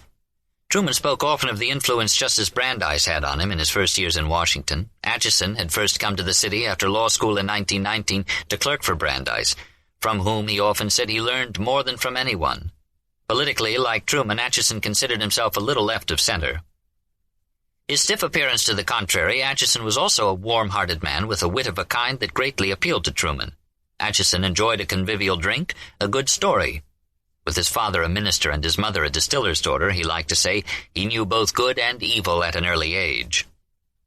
And like Truman, he was devoted to his family. When his oldest daughter Mary was stricken with tuberculosis in 1944 and had to be sent to a sanatorium at Saranac, New York, for an extended cure, Atchison wrote to her every night, often revealing how much more of life he savored than was commonly understood. At lunch at the Capitol, I was asked to sit at a table with Jesse Sumner of Illinois, the worst of the rabble-rousing isolationists. We got along famously. She is a grand old girl and reminded me of the madam in John Steinbeck's Cannery Row, sort of low, humorous, and human. We became great friends and are going to lunch again. I often wonder whether I have any principles at all. It's a confusing world." Writing once to Ethel Noland, Truman had said, "You know, all of us have a very deep sentimental streak in us, but most of the time we are too timid or too contrary to show it." Acheson, when asked years later by Eric Sevareid how so much trust and affection could have developed between two such seemingly different men as he and the president, said the answer was complicated, but that much of it had to do with what he called Truman's deeply loving and tender nature, adding, "This isn't the general impression of him at all." When Acheson's daughter had to undergo a serious operation while Acheson was out of the country, and it was not certain she would pull through, Truman personally called the hospital every day for a report, which he himself then transmitted to Acheson by overseas phone. "Well, this is the kind of person that one can adore," Acheson later said. "You can have an affection for that man that nothing can touch." Truman, Acheson knew, was far more sentimental than generally known, or than he wished people to know, far more touched by gestures that to many might seem routine. On board his plane later in the year, bound again for Key West, he would write Acheson a brief longhand note marked and underscored "personal." "It was good of you to see us off. You always do the right thing. I'm still a farm boy, and when the Secretary of State of the greatest republic comes to the airport to see me off on a vacation, I can't help but swell up a little." And then he was so fair, Acheson would say. He didn't make different decisions with different people. He called everyone together. You were all heard, and you all got the answer together. He was a square dealer all the way through. Moreover, Truman welcomed other people's ideas. He was not afraid of the competition of other ideas. Free of the greatest vice in a leader, his ego never came between him and his job. Felix Frankfurter, enlisting the elements of Acheson's personal code, would put loyalty first, followed by truthfulness, and not pretending to be better than you are. Truman had not forgotten that it was Acheson alone who was at Union Station to greet him after the humiliation of the off-year elections in 1946. Acheson, Truman told David Lilienthal, was a fine man, loyal, sensible, not like some men who are brilliant. That Acheson had an exceptional capacity for hard work, that he also subscribed to the philosophy that civilization depended largely on a relatively small number of people who were willing to shoulder the hard work necessary, contributed greatly to Truman's regard for him. Acheson believed in clear, orderly thinking. He knew there were no easy answers, no quick remedies. With the world as it was, he said, Americans would have to get over the idea that the problems facing the country could be solved with a little ingenuity or without inconvenience. He did not see the Cold War as an inevitable clash between good and evil. To say that good and evil could not exist in the world was absurd, he told an audience of military officers at the National War College in December 1949. Today you hear much talk of absolutes. People say that two systems as different as ours and that of the Russians cannot exist in the same world, that one is good and one is evil, and good and evil cannot exist in the world. Good and evil have existed in this world since Adam and Eve went out of the Garden of Eden. The proper search is for limited ends which soon enough educate us in the complexities of the tasks which face us. That is what all of us must learn to do in the United States, to limit objectives, to get ourselves away from the search for the absolute, to find out what is within our powers. We must respect our opponents. We must understand that for a long, long period of time they will continue to believe as they do, and that for a long, long period of time we will both inhabit this spinning ball in the great void of the universe. As would become apparent to everyone soon enough, Acheson was not only the most important member of Truman's cabinet, but the most important appointment Truman ever made. And unlike Burns and Marshall, he would serve as secretary throughout a full term, despite vilification such as few in American public life had ever known. He would be seen as an immense political liability, called a fool and a traitor. Nor were his critics and adversaries to be found only among the ranks of the Republicans. One especially determined to challenge his authority at every chance, to see Acheson taken down several pegs, if not entirely, was Lewis Johnson, who clearly disliked him and whose cutting remarks soon reached the White House. Greatly displeased, Truman warned Johnson to stop it. Acheson is a gentleman, Truman told James Webb, the former director of the budget who was now Acheson's undersecretary. He won't descend to a row. Johnson is a rough customer, gets his way by rowing. When he takes out after you, give it right back to him. Others who knew Acheson thought that in a showdown Johnson wouldn't have a chance. Oliver Franks, the British ambassador and a close friend, described Acheson as a romantic and a blade of steel. He had a very serious problem to decide before long, Truman told Lilienthal on November 7th, Acheson having by then talked to him about the super bomb. He hoped to have a full report from the Atomic Energy Commission, AEC, committee soon, Lilienthal replied. Yes, said Truman. He wanted the facts, of course. The report, with its unanimous conclusion by the advisory committee that the superbomb should not be developed, plus a concurring recommendation by the AEC, was delivered 2 days later on November 9th. The AEC had decided against the bomb by 3-2, with Lilienthal the deciding vote. The following day, Truman named Acheson, Johnson, and Lilienthal to act as a special committee of the National Security Council, the Z Committee as it was called, to advise him whether to proceed with the super and whether publicity should be given the matter. A week later, all Washington knew a super bomb was under consideration. A Washington Post reporter, Alfred Friendly, had picked up the first hint of the story from remarks made on a local television broadcast in New York by Democratic Senator Edwin Johnson of Colorado, a member of the Joint Congressional Committee on Atomic Energy, who made his disclosure while airing his fears about the ability of scientists to keep secrets. So suddenly the H-bomb, a new word, was a public issue. Physicists Edward Teller and Ernest Lawrence were lobbying hard for proceeding with it. Carl T. Compton, who served on the interim committee in 1945 and had only just retired as head of MIT, wrote to Truman saying that in the absence of an international agreement on the control of atomic energy, the United States had no choice but to go ahead with the super. At the State Department, stirred by moral outrage, George Kennan labored intensively on a close analysis of the problem, and in a long memorandum to Acheson, a plea as earnest and eloquent as he knew how to make it, he not only declared against the project, but urged that the United States set an example. The last hope for humanity was international control of all weapons of indiscriminate mass destruction. The United States should announce it was prepared to go very far, to show considerable confidence in others, and to accept certain risk for ourselves, in order to achieve international agreement. To go forward with this still more fearsome next step would be to commit the country and the world to an indefinite escalation of destructiveness and cost. So the voices against the super were essentially three, Lilienthal, Kennan, and Oppenheimer, who, apart from his own moral objections, did not think such a bomb was technically feasible. But Kennan, like Lilienthal, was about to retire, and the new head of the policy planning staff at the State Department, Paul Nitze, agreed with the Joint Chiefs. To Nitze, Soviet possession of the atomic bomb meant not only that the United States must proceed with work on the H-bomb, but build up its conventional forces as well.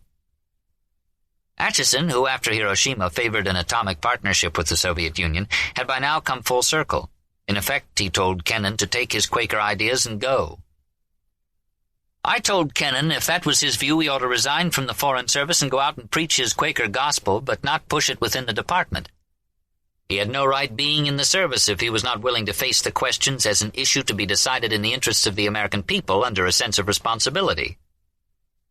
How can you persuade a paranoid adversary to disarm by example? Acheson asked rhetorically in conversation with another associate. The top-secret debate went on for 3 months, from November 1949 to the end of January 1950, and much of it in Acheson's immense fifth-floor office at the State Department, a room that reminded him, he said, of the cabin-class dining salon on one of the old North German Lloyd ocean liners. But the three-man Z committee of Acheson, Johnson, and Lilienthal met only twice, due primarily, as Acheson said, to the acerbity of Lewis Johnson's nature. Johnson and Lilienthal argued bitterly. The first of these sessions was on December 22nd, the second and last on January 31st.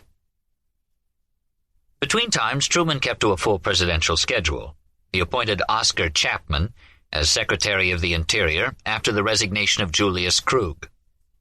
He received the new Shah of Iran on a first state visit, posed for photographs with 5 crippled children for the March of Dimes campaign, issued an executive order authorizing the Federal Housing Administration loans of $20 million for low-rent housing in 27 states, the District of Columbia, and Puerto Rico, issued an executive order to the FHA to deny financial assistance to new housing projects with racial or religious restrictions, exchanged Christmas greetings with the Pope, and learned from the Secret Service that in 1949 alone there had been a total of 1,925 threats, written or oral, against him or his family.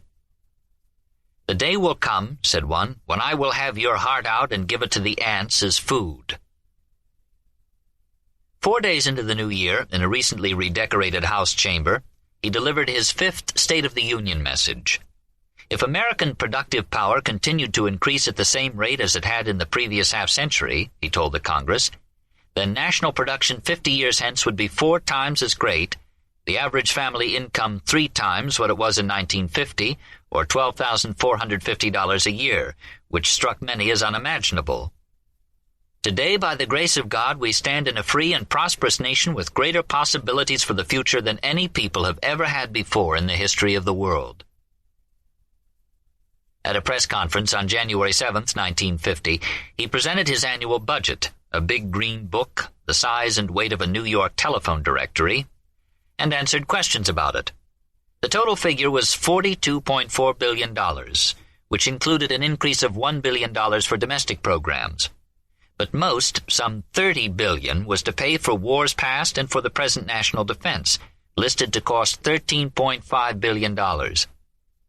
It was a budget that did not balance. The estimated deficit was $5 billion, which would mean a national debt by 1952 of $268.3 billion. In a message to Congress, he asked for a moderate tax increase to bring in an additional $1 billion. For an hour at the Shoreham Hotel one night, he stood at the door of a private dining room shaking hands with virtually every Democrat in Congress. He addressed the AFL dinner and a civil rights conference. He held 5 more press conferences. He also faced the fact that Clark Clifford and David Lilienthal, 2 of his best, were leaving in February to return to private life. The loss of Clifford would be a real blow.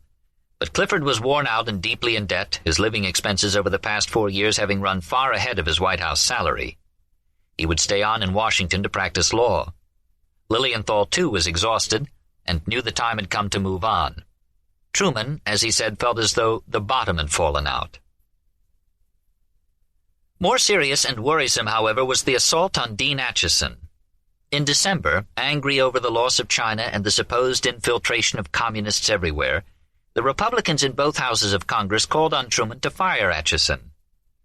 Then in New York on January 21st, at the end of a long second trial, Alger Hiss was found guilty of perjury. He had lied about passing secret documents. And on that night, Republican Congressman Richard Nixon, who was the only lawyer on the House Un-American Activities Committee, had played a leading part in the case against Hiss, went on the radio to accuse the administration of a deliberate effort to conceal the Hiss conspiracy. On Wednesday, January 25th, the day Hiss was sentenced to 5 years in prison, Acheson was asked at a press conference at the State Department if he had any comments. The question was not unexpected. At his confirmation hearings the year before, Acheson had acknowledged that Hiss was a friend and remained a friend, adding that his own friendship was not easily given nor easily withdrawn. Hiss's brother Donald, a partner in Acheson's law firm, had served as Acheson's assistant when Acheson was Assistant Secretary of State. Now to the throng of reporters he said, "I should like to make it clear to you that whatever the outcome of any appeal which Mr. Hiss or his lawyers may take in this case, I do not intend to turn my back on Alger Hiss." It was no impulsive response. Acheson had thought long about what to say, and as many in the room sensed at once, it was a decisive moment in the history of the Truman administration. He continued, his voice full of emotion, "I think anyone who has known Alger Hiss or has served with him at any time has upon his conscience the very serious task of deciding what his attitude is and what his conduct should be. That must be done by each person in the light of his own standards and his own principles. For me, there is little doubt about those standards and principles. I think they were stated for us a very long time ago on the Mount of Olives, and if you are interested in seeing them, you will find them in the 25th chapter of the Gospel according to St. Matthew, beginning with verse 34. An aide stood at the door with a Bible ready for those reporters who wished to check the reference. "I was a prisoner, and ye came unto me." Perhaps the voice of the late Bishop of Connecticut, Acheson's father, sounded in the citation, wrote the New York Herald-Tribune, one of the few papers to praise Acheson for what he had said. This newspaper has felt it necessary at times to criticize and oppose Mr. Acheson in his policies. But of this statement made on Wednesday in a difficult hour, we are glad to declare in our judgment it was as courageous as it was Christian. It was also a political disaster. The news reached Capitol Hill almost instantly. Senator Joseph McCarthy interrupted the flow of business in the Senate to report the most fantastic statement just made by the Secretary of State. Did this mean, McCarthy asked, that the Secretary would not turn his back on any other communists in the State Department? His press conference ended, Atchison went immediately to see Truman, who by then had seen the news ticker story. Atchison offered to resign. Truman, Atchison wrote to his daughter, was wonderful about it. Said that one who had gone to the funeral of a friendless old man just out of the penitentiary, Tom Pendergast, had no trouble knowing what I meant and proving it. So there we are, Atchison added, and as the Persian king had carved on his ring, this too will pass. But pass it did not. The damage done to himself and the president was worse than either knew. Richard Nixon called Atchison's statement disgusting. Republican Senator Hugh Butler of Nebraska exploded in a tirade. I look at that fellow, I watch his smart-aleck manner and his British clothes and that New Dealism in everything he says and does, and I want to shout, get out! Get out! You stand for everything that has been wrong in the United States for years. The atmosphere in Washington, the atmosphere in which the decision on the hydrogen bomb was being weighed, had become charged with rancor and fear. At his press conference the next afternoon, Friday, January 27th, Truman was asked first whether he too would refuse to turn his back on Alger Hiss, to which he replied no comment. Then what his views were on the H-bomb, as though the two issues were directly connected. He would have nothing to say until he made a decision, Truman answered, thus acknowledging for the first time that the issue existed. Comment and speculation on the bomb continued. Headlines called it the ultimate bomb, the hell bomb. Life ran an aerial photograph of Chicago showing how much of the city would be obliterated, 50 square miles, by one such weapon. In the Washington Post, where for years he had been drawing the atomic bomb as a sinister presence looming over peace conferences or taking the measure of the world, cartoonist Herb Bloch now portrayed the atomic bomb holding the giant hand of an infinitely larger, more menacing creature labeled Super Bomb, and asking a terrified Uncle Sam, "Want to meet my friend, too?" Eleanor Roosevelt and Bernard Baruch announced their support for building the bomb. Harold Urey of the University of Chicago, a leader in atomic research who, in 1934, had won a Nobel Prize for his discovery of heavy hydrogen, declared in a speech in New York that the United States could not intentionally lose the armaments race without risking its liberties. Rumors of bitter animosity within the administration, talk of who was for and who was against the H-bomb, became a Washington obsession. On Capitol Hill, Democratic Senator Brian McMahon of Connecticut, chairman of the Joint Committee on Atomic Energy, was reportedly almost in tears over the prospect of the bomb not proceeding. War with the Russians was inevitable, the powerful senator assured Lilienthal. The thing to do was blow them off the face of the earth, quick, before they do the same to us. We haven't much time. To Truman he wrote, "If we let Russia get the super first, catastrophe becomes all but certain, whereas if we get it first, there exists a chance of saving ourselves." The Joint Chiefs wanted a crash program. General Bradley wrote that it was folly to argue whether one weapon is more immoral than another, for in a larger sense it is war itself which is immoral, and the stigma of such immorality must rest upon the nation which initiates hostilities. Despite an understanding that deliberations on the bomb would be kept within the Z Committee, Lewis Johnson quickly sent Bradley's memorandum to Truman.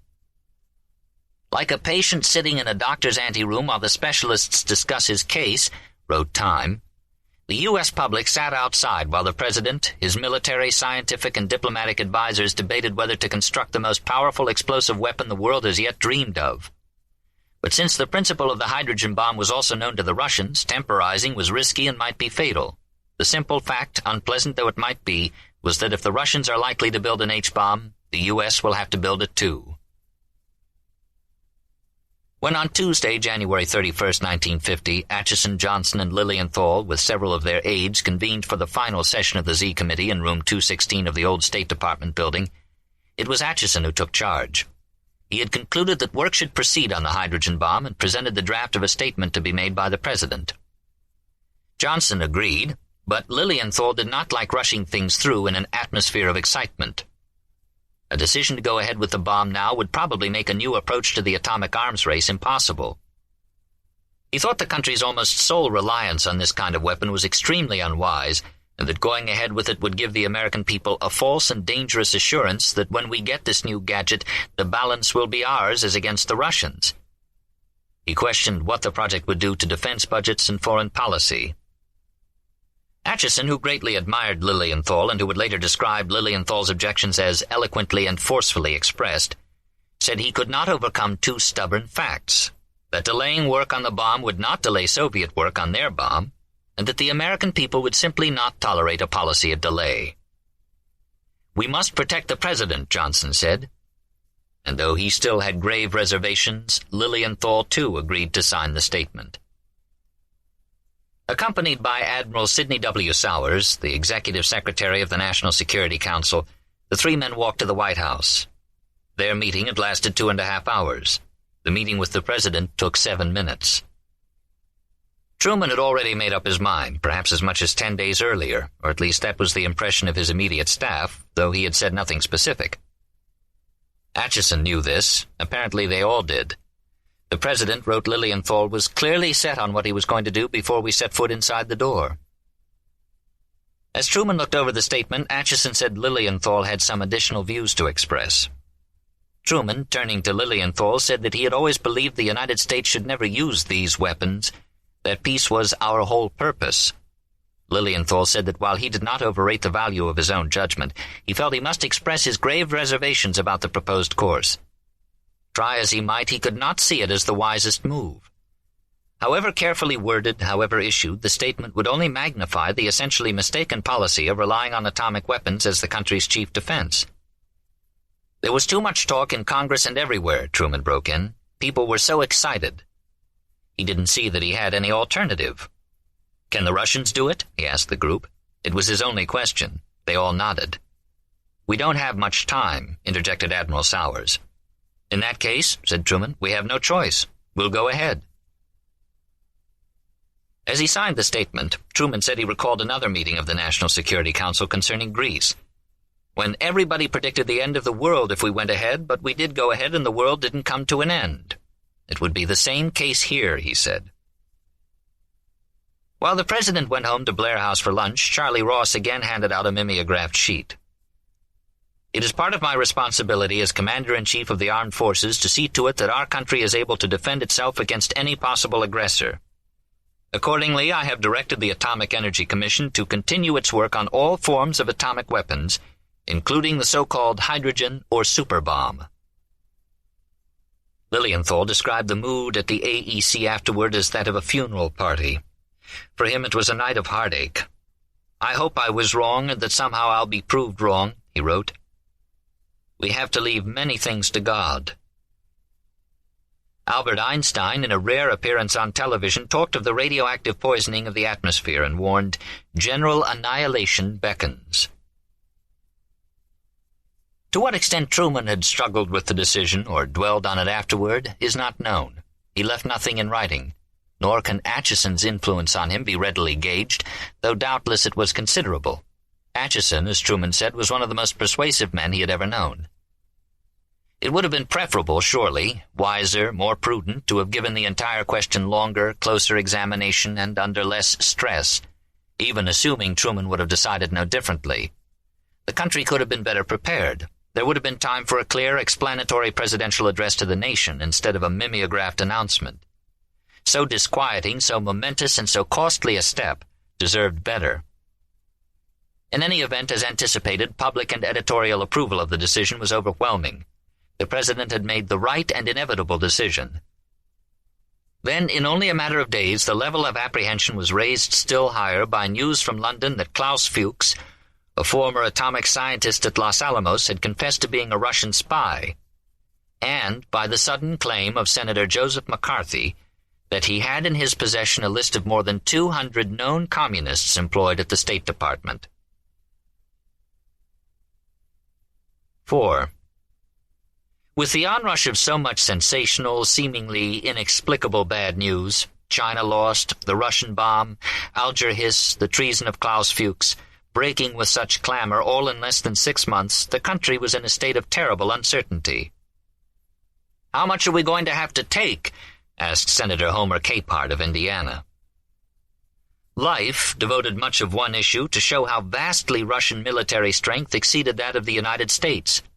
An army of 2,600,000 men compared to an American force of 640,000. 30 Russian armored divisions to 1 American. The United States produced 1,200 new planes a year, the Russians 7,000.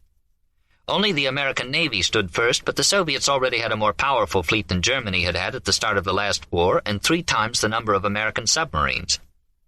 While America spent 6% of its national income on military strength, the Russians were spending 25%, and so on. "War can come, will we be ready?" asked the Life headline. It was, of course, a question of paramount importance within the administration. For months behind the scenes, Atchison had been arguing that Truman's $13 billion limit on defense spending was no longer realistic. Now, with his decision to proceed with the hydrogen bomb, Truman authorized a complete review of military policy. At both the State Department and the Pentagon, work began on a sweeping new report, and with the pressure on, relations between the Secretary of State and the Secretary of Defense grew steadily more contentious. At a meeting in March, Lewis Johnson exploded with such temper, banging down his chair, shouting objections, hammering his fist on the table, that Atchison could only conclude that Johnson, like Forrestal, had cracked under the strain. When Atchison reported to Truman what had happened, Truman was appalled. Probably it was then he knew that Johnson would have to go, when the time was right. Fear gripped Washington and the country. The air was so charged with fear, remembered Herb Bloch, that it took only a small spark to ignite it. And the spark was McCarthy. When Bloch, in one of his cartoons in the Post, labeled an overflowing barrel of tar McCarthyism, another new word entered the language along with the H-bomb. Until that January, Joseph R. McCarthy, Wisconsin's 41-year-old junior senator, had been casting about for an issue that might lift him from obscurity. All but friendless in the Senate, recently voted the worst member of the Senate in a poll of Washington correspondents, McCarthy appeared to be a hopeless failure. Over dinner one evening at the Colony restaurant, a Catholic priest, Father Edmund A. Walsh of Georgetown University, suggested he might sound the alarm over communist infiltration of the government, and McCarthy, who had already made some loud, if unnotable, charges about communist subversion, seems to have realized at once that he had found what he needed. A month later, in a Lincoln's birthday speech in West Virginia, he waved a piece of paper saying that he had, "here in my hand," the names of 205 known communists in the State Department. The speech went largely unnoticed, but at Salt Lake City and Reno soon afterward he made essentially the same claim, except the number was cut to 57, and they were referred to now as card-carrying communists. He made headlines across the country. Back at the Senate he carried on for 5 hours, claiming to have penetrated Truman's iron curtain of secrecy and come up with 81 names. The charges were wild and unsupported. McCarthy had no names, he produced no new evidence. He was a political brawler, morose, reckless, hard-drinking, a demagogue such as had not been seen in the Senate since the days of Huey Long, only he had none of Long's charm or brilliance. The press called him desperate, a loudmouth and a character assassin. His communist hunt was a wretched burlesque of the serious and necessary business of loyalty checkups. But he was no more bothered by such criticism than by his own inconsistencies, and whatever he said the press printed, his most sensational allegations often getting the biggest headlines. To more and more of the country it seemed that even if he might be wrong in some of his particulars, probably he was on to something, and high time.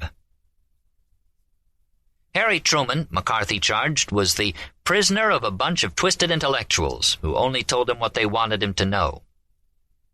Attacking Atchison, he said, "When this pompous diplomat in striped pants with a phony British accent proclaimed to the American people that Christ on the Mount endorsed communism, high treason, and betrayal of a sacred trust, the blasphemy was so great that it awakened the dormant indignation of the American people." As McCarthy kept up the assault, Atchison received so much threatening mail that guards had to be posted at his house around the clock.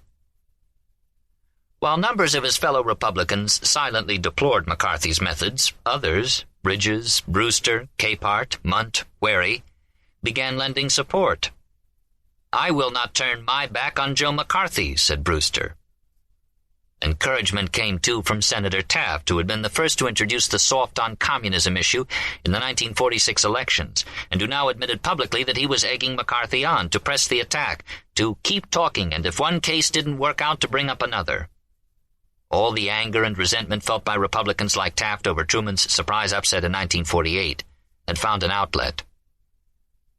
Senate Democrats, meanwhile, called for a complete investigation of McCarthy's charges. A special subcommittee of the Foreign Relations Committee began hearings under the chairmanship of Millard Tydings of Maryland, one of the most respected, influential Democrats in the Senate. The assumption was that in the bright light of public exposure, McCarthy and his tactics could not long survive. But the attention only magnified him. The hearings in the Senate's marble-columned caucus room gave him center stage and the full attention of the press day after day. "You are not fooling me," he said. "This committee is not seeking to get the names of bad security risks, but to find out the names of my informants, so they can be kicked out of the State Department tomorrow." By the end of March, in the 6 weeks since his initial outburst at Wheeling, McCarthy had not named a single communist. He announced he had the name of the top Russian espionage agent in the United States, indeed, the one-time boss of Alger Hiss and his espionage ring. The man, said McCarthy, was Owen J. Lattimore, formerly of the State Department and currently director of the Johns Hopkins School of International Relations. As time would show, Lattimore was neither a communist nor ever an influential figure at the State Department. He had worked for the department all of 4 months in 1946 as an advisor on a reparations mission in Japan. The accusation was a fraud. "If you crack this case," McCarthy told the committee, "it will be the biggest espionage case in the history of this country." He was willing, he said, to stand or fall on that. In mid-February 1950, at about the time McCarthy's reckless charges were first making headlines, Truman agreed to an exclusive interview with Arthur Kroc of the New York Times, during which he impressed Kroc as a man of exceptional inner calm and strength. In an age of atomic energy, transmuted into a weapon which can destroy great cities and the best works of civilization, and in the shadow of a hydrogen detonant which could multiply many times that agent of destruction, a serene President of the United States sits in the White House with undiminished confidence in the triumph of humanity's better nature and the progress of his own efforts to achieve an abiding peace.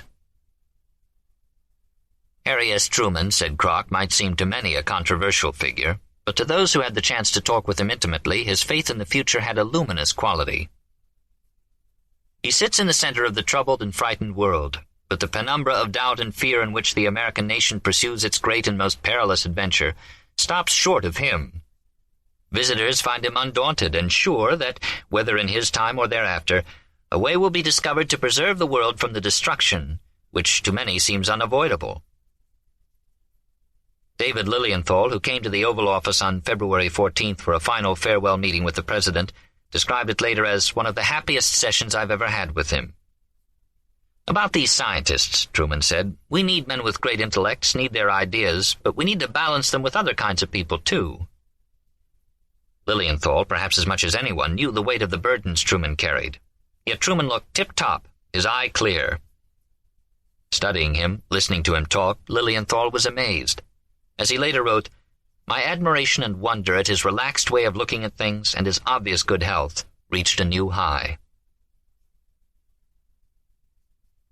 But his wife of 30 years knew differently, and to her alone he portrayed himself differently. She grew increasingly concerned about his health, the stress the McCarthy attacks put on him. His headaches had returned. In mid-March, Bess urged another retreat to Florida to recover his strength. "You see, everybody shoots at me, if not directly, then at some of the staff closest to me," he wrote to her from Key West. In the Senate, Republican Styles Bridges had now joined McCarthy and stepped up the attack. Truman had liked Bridges, long considered him a friend. John Snyder had become a target lately. Rumors were Snyder was drinking too much. Caustic comments in the press about Harry Vaughn, the almost constant abuse of Dean Acheson, and belittling comments on his own performance, all that he seemed impervious to, in fact bothered Truman greatly, and he was feeling not just a little sorry for himself. "The general trend of the pieces," he wrote to Bess, "is that I'm a very small man in a very large place, and when someone I trust joins the critical side, well, it hurts. I'm much older and very tired, and I need support as no man ever did. What has made me so jittery They started on Snyder and have almost broken him, then Vaughan, whose mental condition is very bad. Now they are after my top brain man in the cabinet. The whole foreign policy is at stake, just as we are on the road to a possible solution. I'm telling you so you may understand how badly I need your help and support now." McCarthy, he felt, was a temporary aberration, a ballyhoo artist who has to cover up his shortcomings by wild charges. Even so, he had had enough. On March 30th, midway through his Key West stay, Truman decided to speak out. By then, according to the polls, half the American people held a favorable opinion of the senator and thought he was helping the country. Truman's own standing, by stark contrast, had plunged to 37%, nearly as low as in the spring of 1948. He called a rare press conference on the lawn beside the little White House, where, with sunny skies overhead and a breeze stirring the palms, talk of the junior senator from Wisconsin seemed strangely incongruous. Looking well-tanned and fit in a light linen suit and open shirt, Truman sat in a white wicker chair with reporters gathered about him in a circle. Did he expect Senator McCarthy to turn up any disloyalty in the State Department? "I think," he said with a hard look, "the greatest asset that the Kremlin has is Senator McCarthy." And there were others, he said, wary in Bridges. The Republicans had been searching in vain for an issue for the fall elections. They had tried statism, the welfare state, socialism. Some were even trying to dig up that old malodorous dead horse called isolationism. He was furious. This fiasco going on in the Senate, he said, jabbing a finger in the air, was an attempt to sabotage bipartisan foreign policy. It was a dangerous situation and it had to be stopped. Dean Acheson, he added emphatically, would go down in history as one of the great secretaries of state. There was no question about that. Was Owen Lattimore a Russian spy? Why, of course not. It's silly on the face of it. It was a dramatic moment, a performance reporters thought that equaled Franklin Roosevelt at his angry best. Taft accused Truman of having libeled McCarthy. "Do you think that's possible?" Truman responded when a reporter raised the question at the next press conference back in Washington. To a gathering of the Federal Bar Association, he gave his assurance that no known instance of communist subversion or subversion of any kind had gone uninvestigated by the FBI or as a result of his own loyalty program. "There is no area of American life in which the Communist Party is making headway, except maybe in the minds of some people." That his own loyalty program might have contributed to the overall atmosphere that gave rise to McCarthy is a thought he seems not to have entertained, not then at least. "I think our friend McCarthy will eventually get all that is coming to him. He has no sense of decency or honor," Truman wrote to Owen Lattimore's sister. "You can understand, I imagine, what the president has to stand. Every day in the week he's under a constant barrage of people who have no respect for the truth and whose objective is to belittle and discredit him. While they are not successful in these attacks, they are never pleasant, so I know just how you feel about the attack on your brother. The best thing to do is to face it, and the truth will come out." Yet nothing Truman or anyone else said seemed to diminish McCarthy or the fear he spread in the government and the nation. When Truman, who had first refused to turn security files over to the Tidings Committee as a matter of principle, decided to let Tidings and the committee come to the White House to look at the files of the 81 people accused by McCarthy, in an effort to help Tidings discredit McCarthy and answer a Republican charge that he, Truman, was covering up evidence, it proved a bad decision. Now even the president appeared to be caving into Joe McCarthy. Tidings, in a state of near panic, was on the phone to the White House 3 and 4 times a day. Truman's staff grew extremely worried and on edge. Truman told them to stay calm. McCarthy would destroy himself, he said. The man was a liar. He would be found out and expelled from the Senate. That was how these things worked, and that was how it should be handled. Truman wondered only if there was anyone in the Senate with backbone enough to do the job. When, in the first week of June, the senator with backbone turned out to be a Republican and the Senate's only woman, Margaret Chase Smith of Maine, who declared she did not want to see the Republican Party ride to victory on the 4 horsemen of calumny, fear, ignorance, bigotry, and smear, Truman told his staff she had done a fine thing, though he thought she should have been tougher still and more specific. It was on a particularly glorious day that spring, on Sunday, April 11th, 1950, with lilacs and azaleas blooming in profusion and the cherry blossoms coming full around the tidal basin, that Truman drafted a statement in his own hand that he planned to make public 2 years hence. April 11th marked the end of his 5th year in office, and he had decided not to run for another term. In 1947, as a rebuke to the memory of Franklin Roosevelt and his 4 terms, the Republicans of the 80th Congress had passed the 22nd Amendment to the Constitution, an amendment Truman opposed, limiting presidents to 2 terms. With ratification by the states, it would become law in 1951. But since it had been worded not to include Truman, he was free to run again in 1952, as many if not most people assumed he would. He had been thinking about the lure in power and the example set by his hero Cincinnatus, the Roman general who had turned away from power.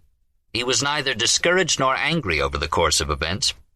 He remained in many ways a man of iron, as Wallace Graham said, and more, a happy man, in the words of one White House reporter, and as far as the observer could tell, boundlessly sure of himself.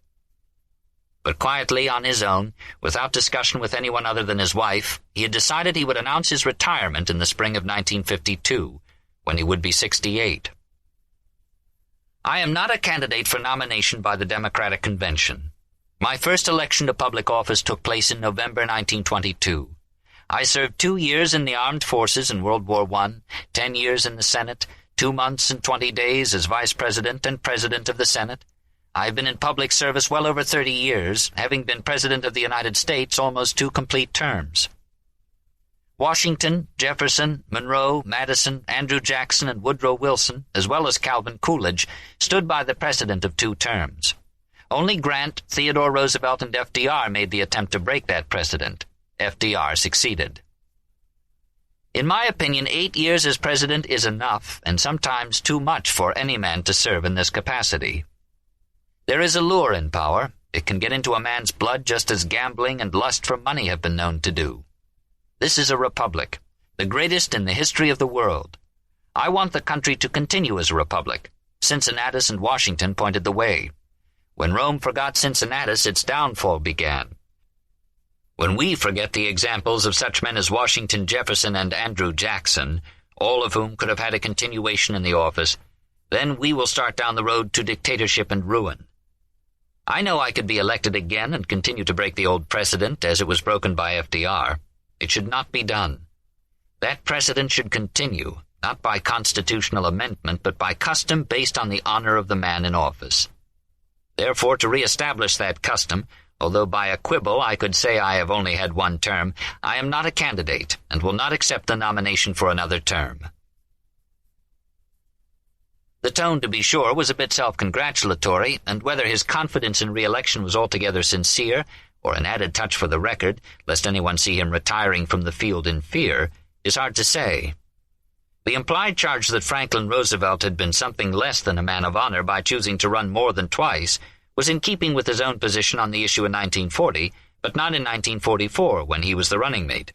Still, it was a statement of conviction like none written by an American president, nor is there any doubt of his devotion to the Cincinnatus ideal. As events would verify, this was no whim of the moment. He said nothing on the matter. The 2 handwritten pages were quietly put away.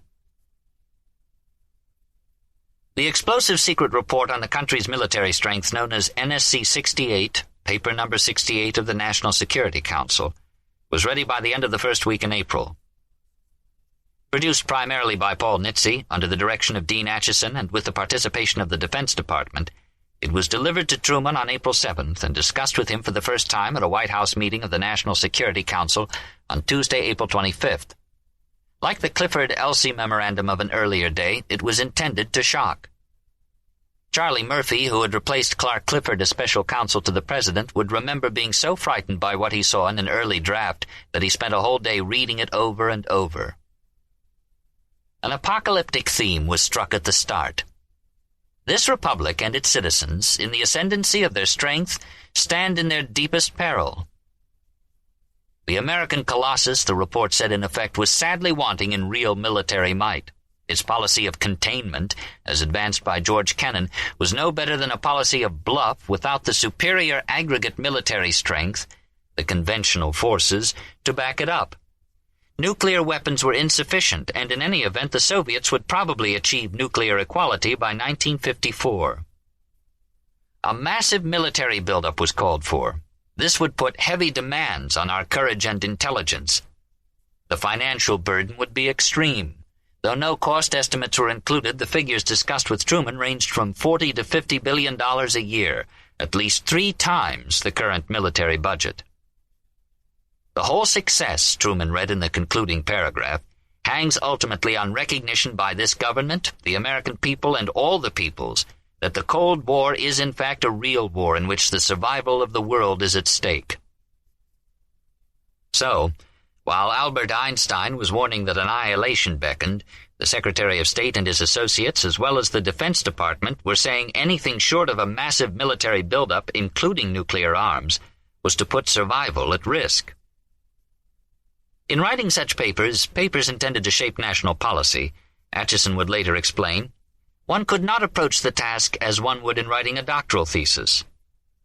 Qualification must give way to simplicity of statement, nicety and nuance to bluntness, almost brutality, in carrying home a point. In the particular instance of NSC 68, he conceded the purpose was to bludgeon the mass mind of top government. Truman, however, was not to be bludgeoned. His response was the same as it had been with the Clifford Elsey report. He put it away under lock and key. NSC 68 and Life magazine might both point up in dramatic fashion the perilous state of American military strength, but he refused to rush to a decision, even if he did not dispute their claims. His approach was essentially what it had been at the time of the Berlin crisis, essentially what it was in the face of McCarthy. He would make no drastic moves until he knew more. Feeling the need for contact again with the American people, he set off by train in May for another non-political cross-country tour, ostensibly to dedicate Grand Coulee Dam in Washington. Not once in 2 weeks of travel, never in more than 50 speeches in 50 states, did he mention Joe McCarthy or sound a call to arms. Instead, he seemed to glow with patience and optimism. The Cold War would be with us for a long, long time, he lectured. There is no quick way, no easy way to end it. Yet even so, in the long run, there were no problems that could not be solved. Whether he would have attempted anything like the buildup called for in NSC 68 had events not taken the calamitous turn they did in late June will never be known, but it seems unlikely. At his weekly press conference on June 1st, he said he thought the world was closer to real peace than at any time in the last 5 years. 5. The silver plane of the President began its long, smooth descent over the farmland of Missouri at approximately 1:45 Central Standard Time, the afternoon of Saturday, June 24th. Truman had planned a weekend at home with his family, nothing official on the schedule. A grand visit, I hope, as he said in a note to a friend early that morning. I'm going from Baltimore to see Bess, Margie, and my brother and sister, oversee some fence building, not political, order a new roof for the farmhouse. He had begun his day at Blair House as customary, scanning the Post, the Baltimore Sun, the New York Times, all filled that morning with the spreading communist scare. The University of California had fired 157 employees for refusing to sign an anti-communist oath. At an annual convention in Boston, the NAACP had resolved to drive all known communists from its membership. In Washington, a federal judge had denied pleas for acquittal to 3 screenwriters, part of the so-called Hollywood 10, who would refuse to tell the House Un-American Activities Committee whether they were communists. In a photograph on page 1 of the Times, a round-faced former Army sergeant named David Greenglass was being escorted in handcuffs from a New York court where he was charged with being part of the Klaus Fuchs spy ring at Los Alamos. On page 4 of the Times, the Secretary-General of the United Nations, Trygve of Norway, was reported responding angrily to a reporter's question as to whether he was or ever had been a communist. "By God, there should be some respect for my integrity," he had exploded. The one encouraging note for Truman was an announcement by Republican Senator Henry Cabot Lodge, Jr., a member of the Tidings Committee, that weeks of effort at the White House going over the files of the 81 cases charged by Senator McCarthy had produced no evidence of consequence. The weather forecast, an item Truman never failed to check, called for a hot and humid day with a high of 90 degrees and a chance of late thunder showers. His plane, the Independence, took off from National Airport at mid-morning, and before heading west, stopped briefly at Baltimore, where Truman dedicated the city's new Friendship Airport with an 8-minute speech stressing peace and constructive confidence. We would not build so elaborate a facility for our air commerce if we did not have faith in a peaceful future. Through much of the flight afterward, huge thunderheads loomed in the distance. In a violent storm earlier in the day, a Northwest Airlines plane had gone down over Lake Michigan with 58 people on board, all of whom were lost in the nation's worst air disaster. But Truman's trip was smooth and uneventful. Landing at Kansas City at 2 o'clock, he came down the steps from the plane looking fresh, relaxed, even jaunty in the Missouri heat. At the house in Independence, a crowd of several hundred waited beside a new iron fence 5 feet high recently installed by the Secret Service. The time was now past when anyone could mingle on the Truman lawn. As he stepped from the car, somebody shouted that he should have been at the Eagles meeting the night before. "There are lots of places I'd like to go that I can't get to," Truman answered cheerfully with a wave, then started up the walk. The baking summer afternoon passed quietly. The windows of the old house opened wide to what little air was moving. Bess and Margaret had gone to a wedding. Automobiles passed on Van Horn, now renamed Truman Road, a gesture by the town that had pleased Truman not at all. But the sound was faint, mild compared to the steady hubbub outside Blair House. The lazy privacy of the interlude was just what Truman needed. He had not been home since Christmas. Dinner was called by Vieta Gar at 6:30.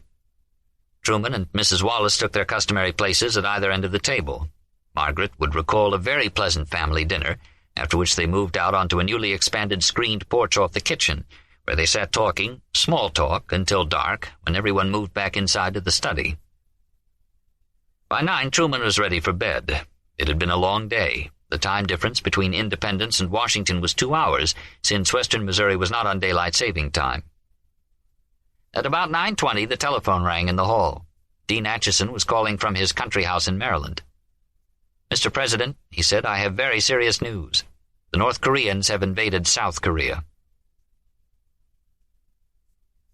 There had been a report from John Muccio, the American ambassador in Seoul, Acheson explained. The North Koreans had crossed the 38th parallel in what Muccio, an experienced officer, described as a heavy attack, not just a patrol foray of the kind there had been before. Acting on his own initiative, Acheson had already notified the Secretary-General of the United Nations to call a meeting of the UN Security Council. He would leave for Washington at once, Truman said. "My first reaction was that I must get back to the capital," he later wrote. Acheson, however, advised him to wait. There was no need to take the risk of a night flight, and it might alarm the country. "Everything is being done that can be," Acheson said. "If you can sleep, take it easy." He would call tomorrow when he knew more. According to Margaret, her father returned from the phone in a state of extreme agitation, having already concluded the worst. "My father," she wrote, "made it clear from the moment he heard the news that he feared this was the opening of World War III. It was to be a long night for the family." Sunday morning, the feeling again was of full summer in Missouri, hot and humid. Of the 17 churches in Independence, the first to sound its bells at 8 o'clock was St. Mary's, the old red brick Catholic church on North Liberty, followed later by the new Clarion at First Presbyterian, 2 blocks from the house, which played hymns until 10:45, by which time church bells all across town had begun their Sunday crescendo. Bess and Margaret would leave for services at Trinity Episcopal shortly before 11, but Truman by then had driven off to Grandview in a Secret Service car. They were all to act as normal and unconcerned as possible. Business as usual, he had instructed before leaving. He stretched his stay at Grandview through most of the morning. Chatting amiably with his brother Vivian, he looked over a new milking machine, admired a new horse, and shook hands with Vivian's 5 grandchildren before moving on to see Mary Jane. To no one did he say anything about Korea, even though reports of the invasion were in the morning headlines and on the radio. He reached 219 North Delaware shortly before noon to find Eben Ayers waiting with a copy of Ambassador Muccio's telegram. It would appear from the nature of the attack and manner in which it was launched that it constitutes an all-out offensive against the Republic of Korea. A swarm of reporters and photographers appeared at the front gate. On his way out, Ayers told them that naturally the president was concerned. Bess and Margaret had only just returned from church when Acheson's second call came at about 12:30. "Dad took it," Margaret recorded in her diary, "and a few minutes later he went to pack and told me to call Kansas City and get Eben Ayers to call all the people who came out with him to say that he would arrive at the airport between 2 and 2:15. The departure from Kansas City was so swift and sudden that some of Truman's own staff, as well as the White House correspondents who traveled by chartered plane, were left behind. As the Independence took off, Bess, Margaret, and Vivian Truman stood watching in silence, Bess looking much as she had the night of Franklin Roosevelt's death. "Everything is extremely tense," wrote Margaret at home that night. "Northern or Communist Korea is marching in on Southern Korea, and we are going to fight." Apparently, from what she had seen and heard, she had no trouble knowing her father's mind. The Independence touched down at National Airport at 7:15 that evening, Sunday, June 25th. Dean Acheson, Lewis Johnson, and Budget Director James Webb were waiting on the tarmac as Truman stepped from the plane looking grim and troubled. "That's all," he told photographers who were pressing for another shot. "We've got a job to do." Webb would later recall Truman saying in the limousine as they sped to the city, "By God, I'm going to let them have it," and Lewis Johnson in the jump seat in front of Truman, swinging about to shake his hand. On the flight from Missouri by radio, Truman had notified Acheson to summon an emergency meeting at Blair House, beginning with dinner at 7:30. His hours of privacy in the plane had provided opportunity for a lot of hard thinking, Truman later wrote. This was not the first time in his generation when the strong had attacked the weak. He had thought about Manchuria and Ethiopia. "I remembered how each time that the democracies failed to act, it encouraged the aggressors to keep going ahead. If the communists were permitted to force their way into the Republic of Korea without opposition from the free world, no small nation would have the courage to resist threats and aggression by stronger communist neighbors. If this was allowed to go unchallenged, it would mean a Third World War, just as similar incidents had brought on the Second World War." The attack by North Korea had come as a total surprise. There had been incidents along the 38th parallel. Korea had been seen as a potential trouble point, but it was only one of numerous trouble points around the world and had never figured high on anyone's list. The last American troops had recently been withdrawn from South Korea. Describing the perimeter of American interests in the Pacific in an extemporaneous speech at the National Press Club in January, Acheson had not even included Korea. The charge made later that the speech had thus inspired the communist attack on South Korea would prove groundless. Just that June, testifying on the Hill, Assistant Secretary of State for Far Eastern Affairs Dean Rusk had said he saw no likelihood of war in Korea. Indeed, among the manifold uncertainties at the moment was whether the invasion of South Korea was only a feint, a preliminary to a larger attack elsewhere, on Yugoslavia perhaps, or Formosa, or Iran.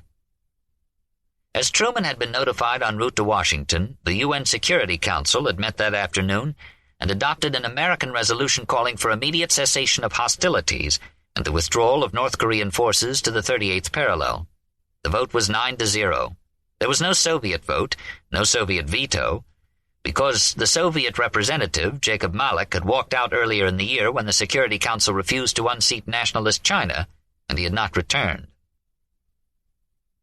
Besides the President, Acheson, Johnson, and Webb, the group gathered at Blair House included 10 others, 3 from the State Department, Dean Rusk, Philip Jessup, and John Hickerson, the 3 service secretaries, Frank Pace, Jr., who had replaced Kenneth Royal as Secretary of the Army, Francis B. Matthews of the Navy, and Thomas K. Finletter of the Air Force, General Omar Bradley, and the 3 Chiefs of Staff, General Lawton Collins, Admiral Forrest Sherman, and Air Force General Hoyt Vandenberg.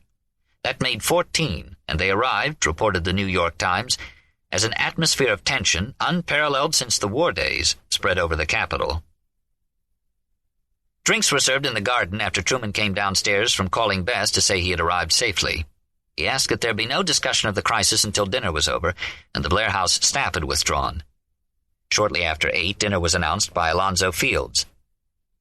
They ate at the long mahogany table in the dining room, doors to the garden open to the warm evening air, and for some reason the hurriedly assembled meal, fried chicken, shoestring potatoes, asparagus, biscuits, vanilla ice cream with chocolate sauce, would be remembered as especially good and well served.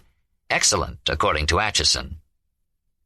With the table cleared, it became the conference table, and the meeting began, Acheson opening with a darkening report, after which Truman asked for everyone's views.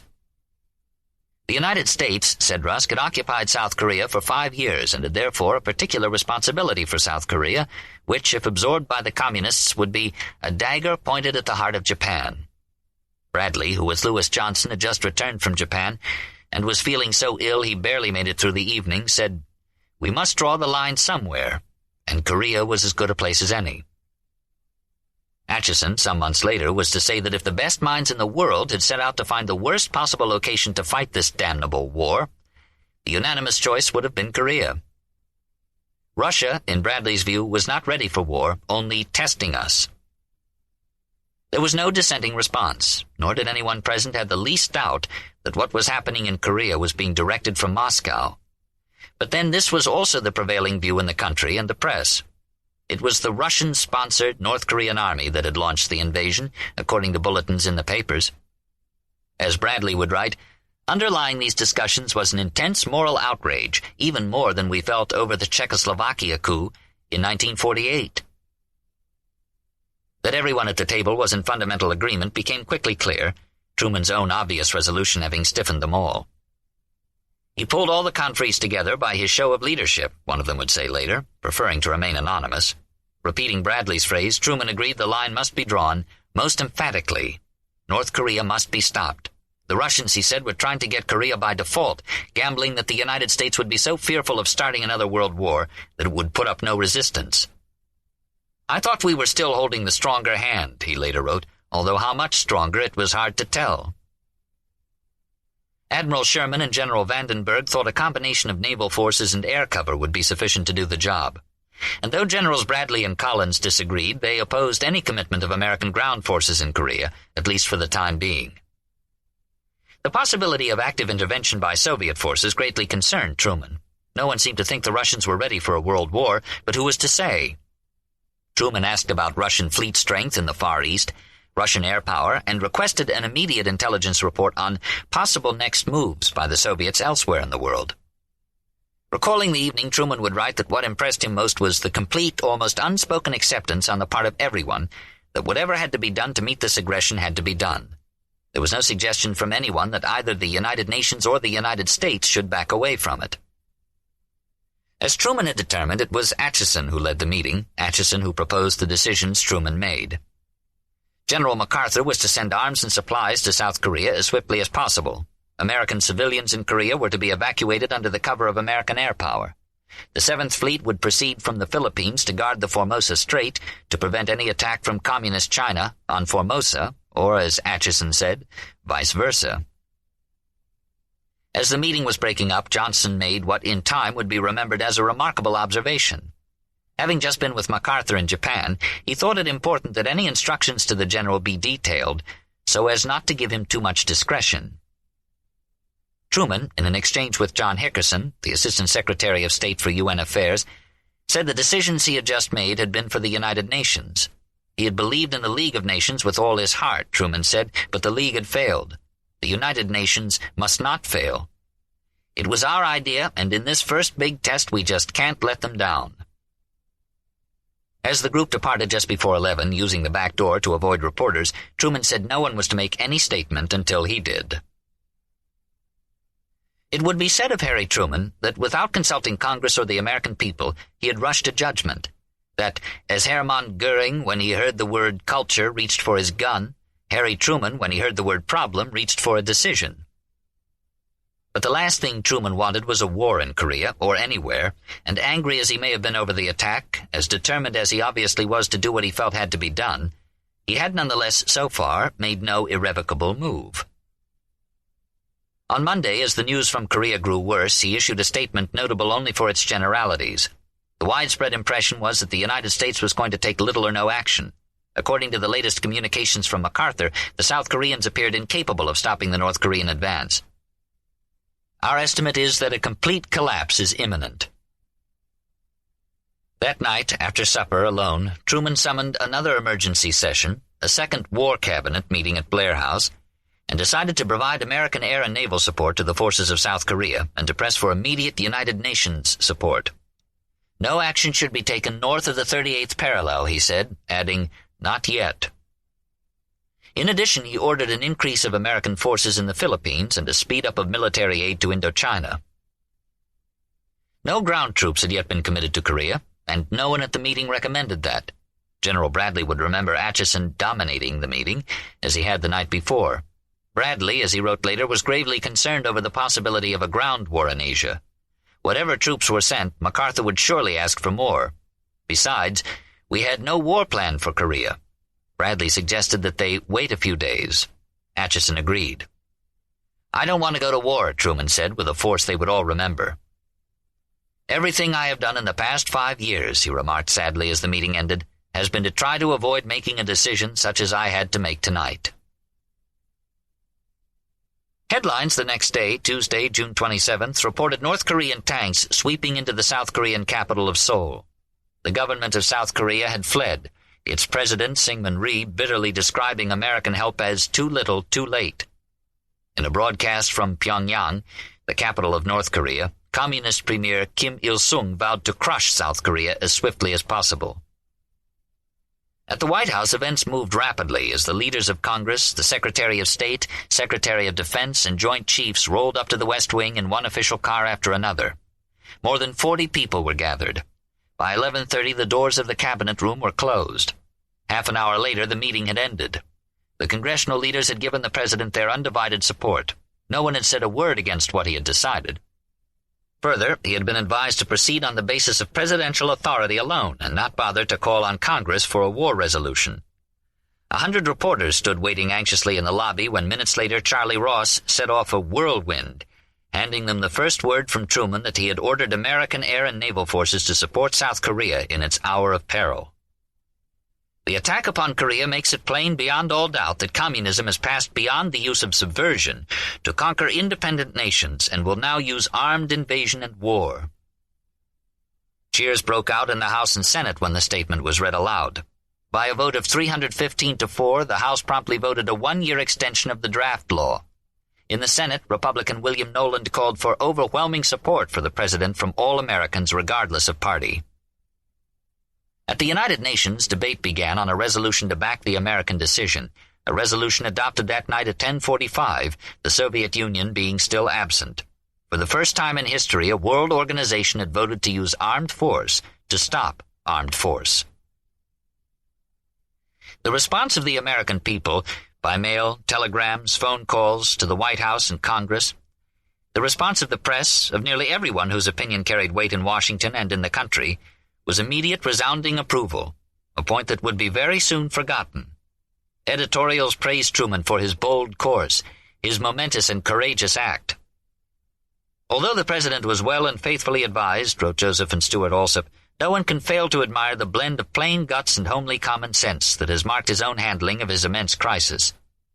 This, indeed, was one of the occasions when Truman seemed to sum up the good things in America. James Reston said much the same thing in the New York Times. Truman, said the Washington Post, had given the free world the leadership it desperately needed. These are days calling for steady nerves, for a strict eye on the ball, and for a renewed resolve to keep our purposes pure in the grapple we have undertaken with men who would plunge the world into darkness. The occasion has found the man in Harry Truman. The Wall Street Journal, Walter Lippmann, Thomas E. Dewey, George Kennan, General Eisenhower, all agreed it was time to draw the line. Eisenhower believed, "We'll have a dozen Koreas soon if we don't take a firm stand." Henry Morgenthau, Franklin Roosevelt Jr., Phil Murray, Walter Reuther, and Sam Goldwyn sent telegrams in praise of Truman's decision. Cordell Hull called. White House mail ran strongly in favor of the president's action.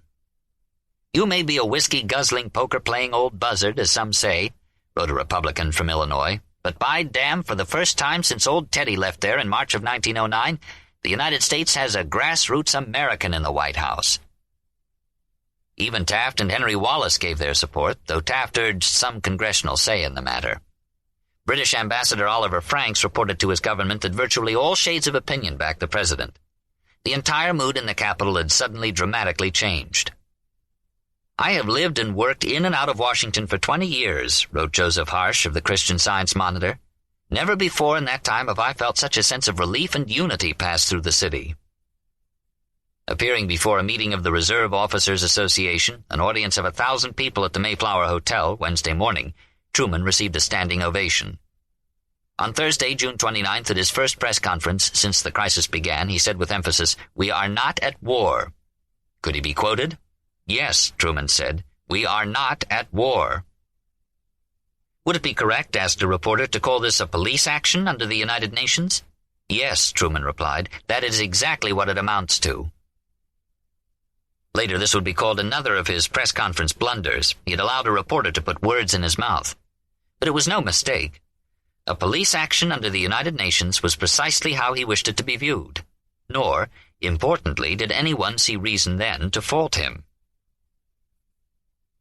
It was in the middle of the night in Washington at 3 a.m. Washington time, Friday, June 30th, that the Pentagon received still another report from General MacArthur, this based on his first personal inspection of the situation in Korea. "The only assurance for holding the present line and the ability to regain later lost ground," it said, "is through introduction of United States combat forces into the Korean battle area. Any further attempt to check the North Korean advance with air and sea power alone would be a waste of time. So bleak were things at this stage, even an all-out U.S. effort, Army, Navy, and Air Force, might be doomed to failure. Time was of the essence. A clear-cut decision without delay is imperative." When Frank Pace telephoned Blair House, it was still dark outside. Truman was already up and shaved. He took the call by his bedside at 4:47 a.m. Pace relayed the grim report. MacArthur wanted 2 divisions of ground troops. Truman never hesitated. It was a moment for which he had been preparing himself for days, and he made his decision at once. Later he would say that committing American troops to combat in Korea was the most difficult decision of his presidency, more so than the decision to use the atomic bomb. He did not want to start another world war, he had been heard to say privately more than once during that most crucial week. "Must be careful not to cause a general Asiatic war," he now wrote in his diary, later that same day, Friday, June 30th. What would Mao Zedong do, he wondered? Where would the next Russian move come? "Now, your job as president," Acheson would observe years later, "is to decide. Mr. Truman decided." Later, many years later, Acheson would make public a note he received from the president that, as Acheson said, well illustrated the quality of the man who bound his lieutenants to him with unbreakable devotion. It was written in longhand. Memo to Dean Acheson, 7/11/50, regarding June 24th and 25th. Your initiative in immediately calling the Security Council of the UN on Saturday night and notifying me was the key to what followed afterwards. Had you not acted promptly in that direction, we would have had to go into Korea alone. The meeting Sunday night at Blair House was the result of our action Saturday night, and the results afterward show that you are a great Secretary of State and a diplomat. Your handling of the situation since has been superb. I'm sending you this for your record. Harry S. Truman.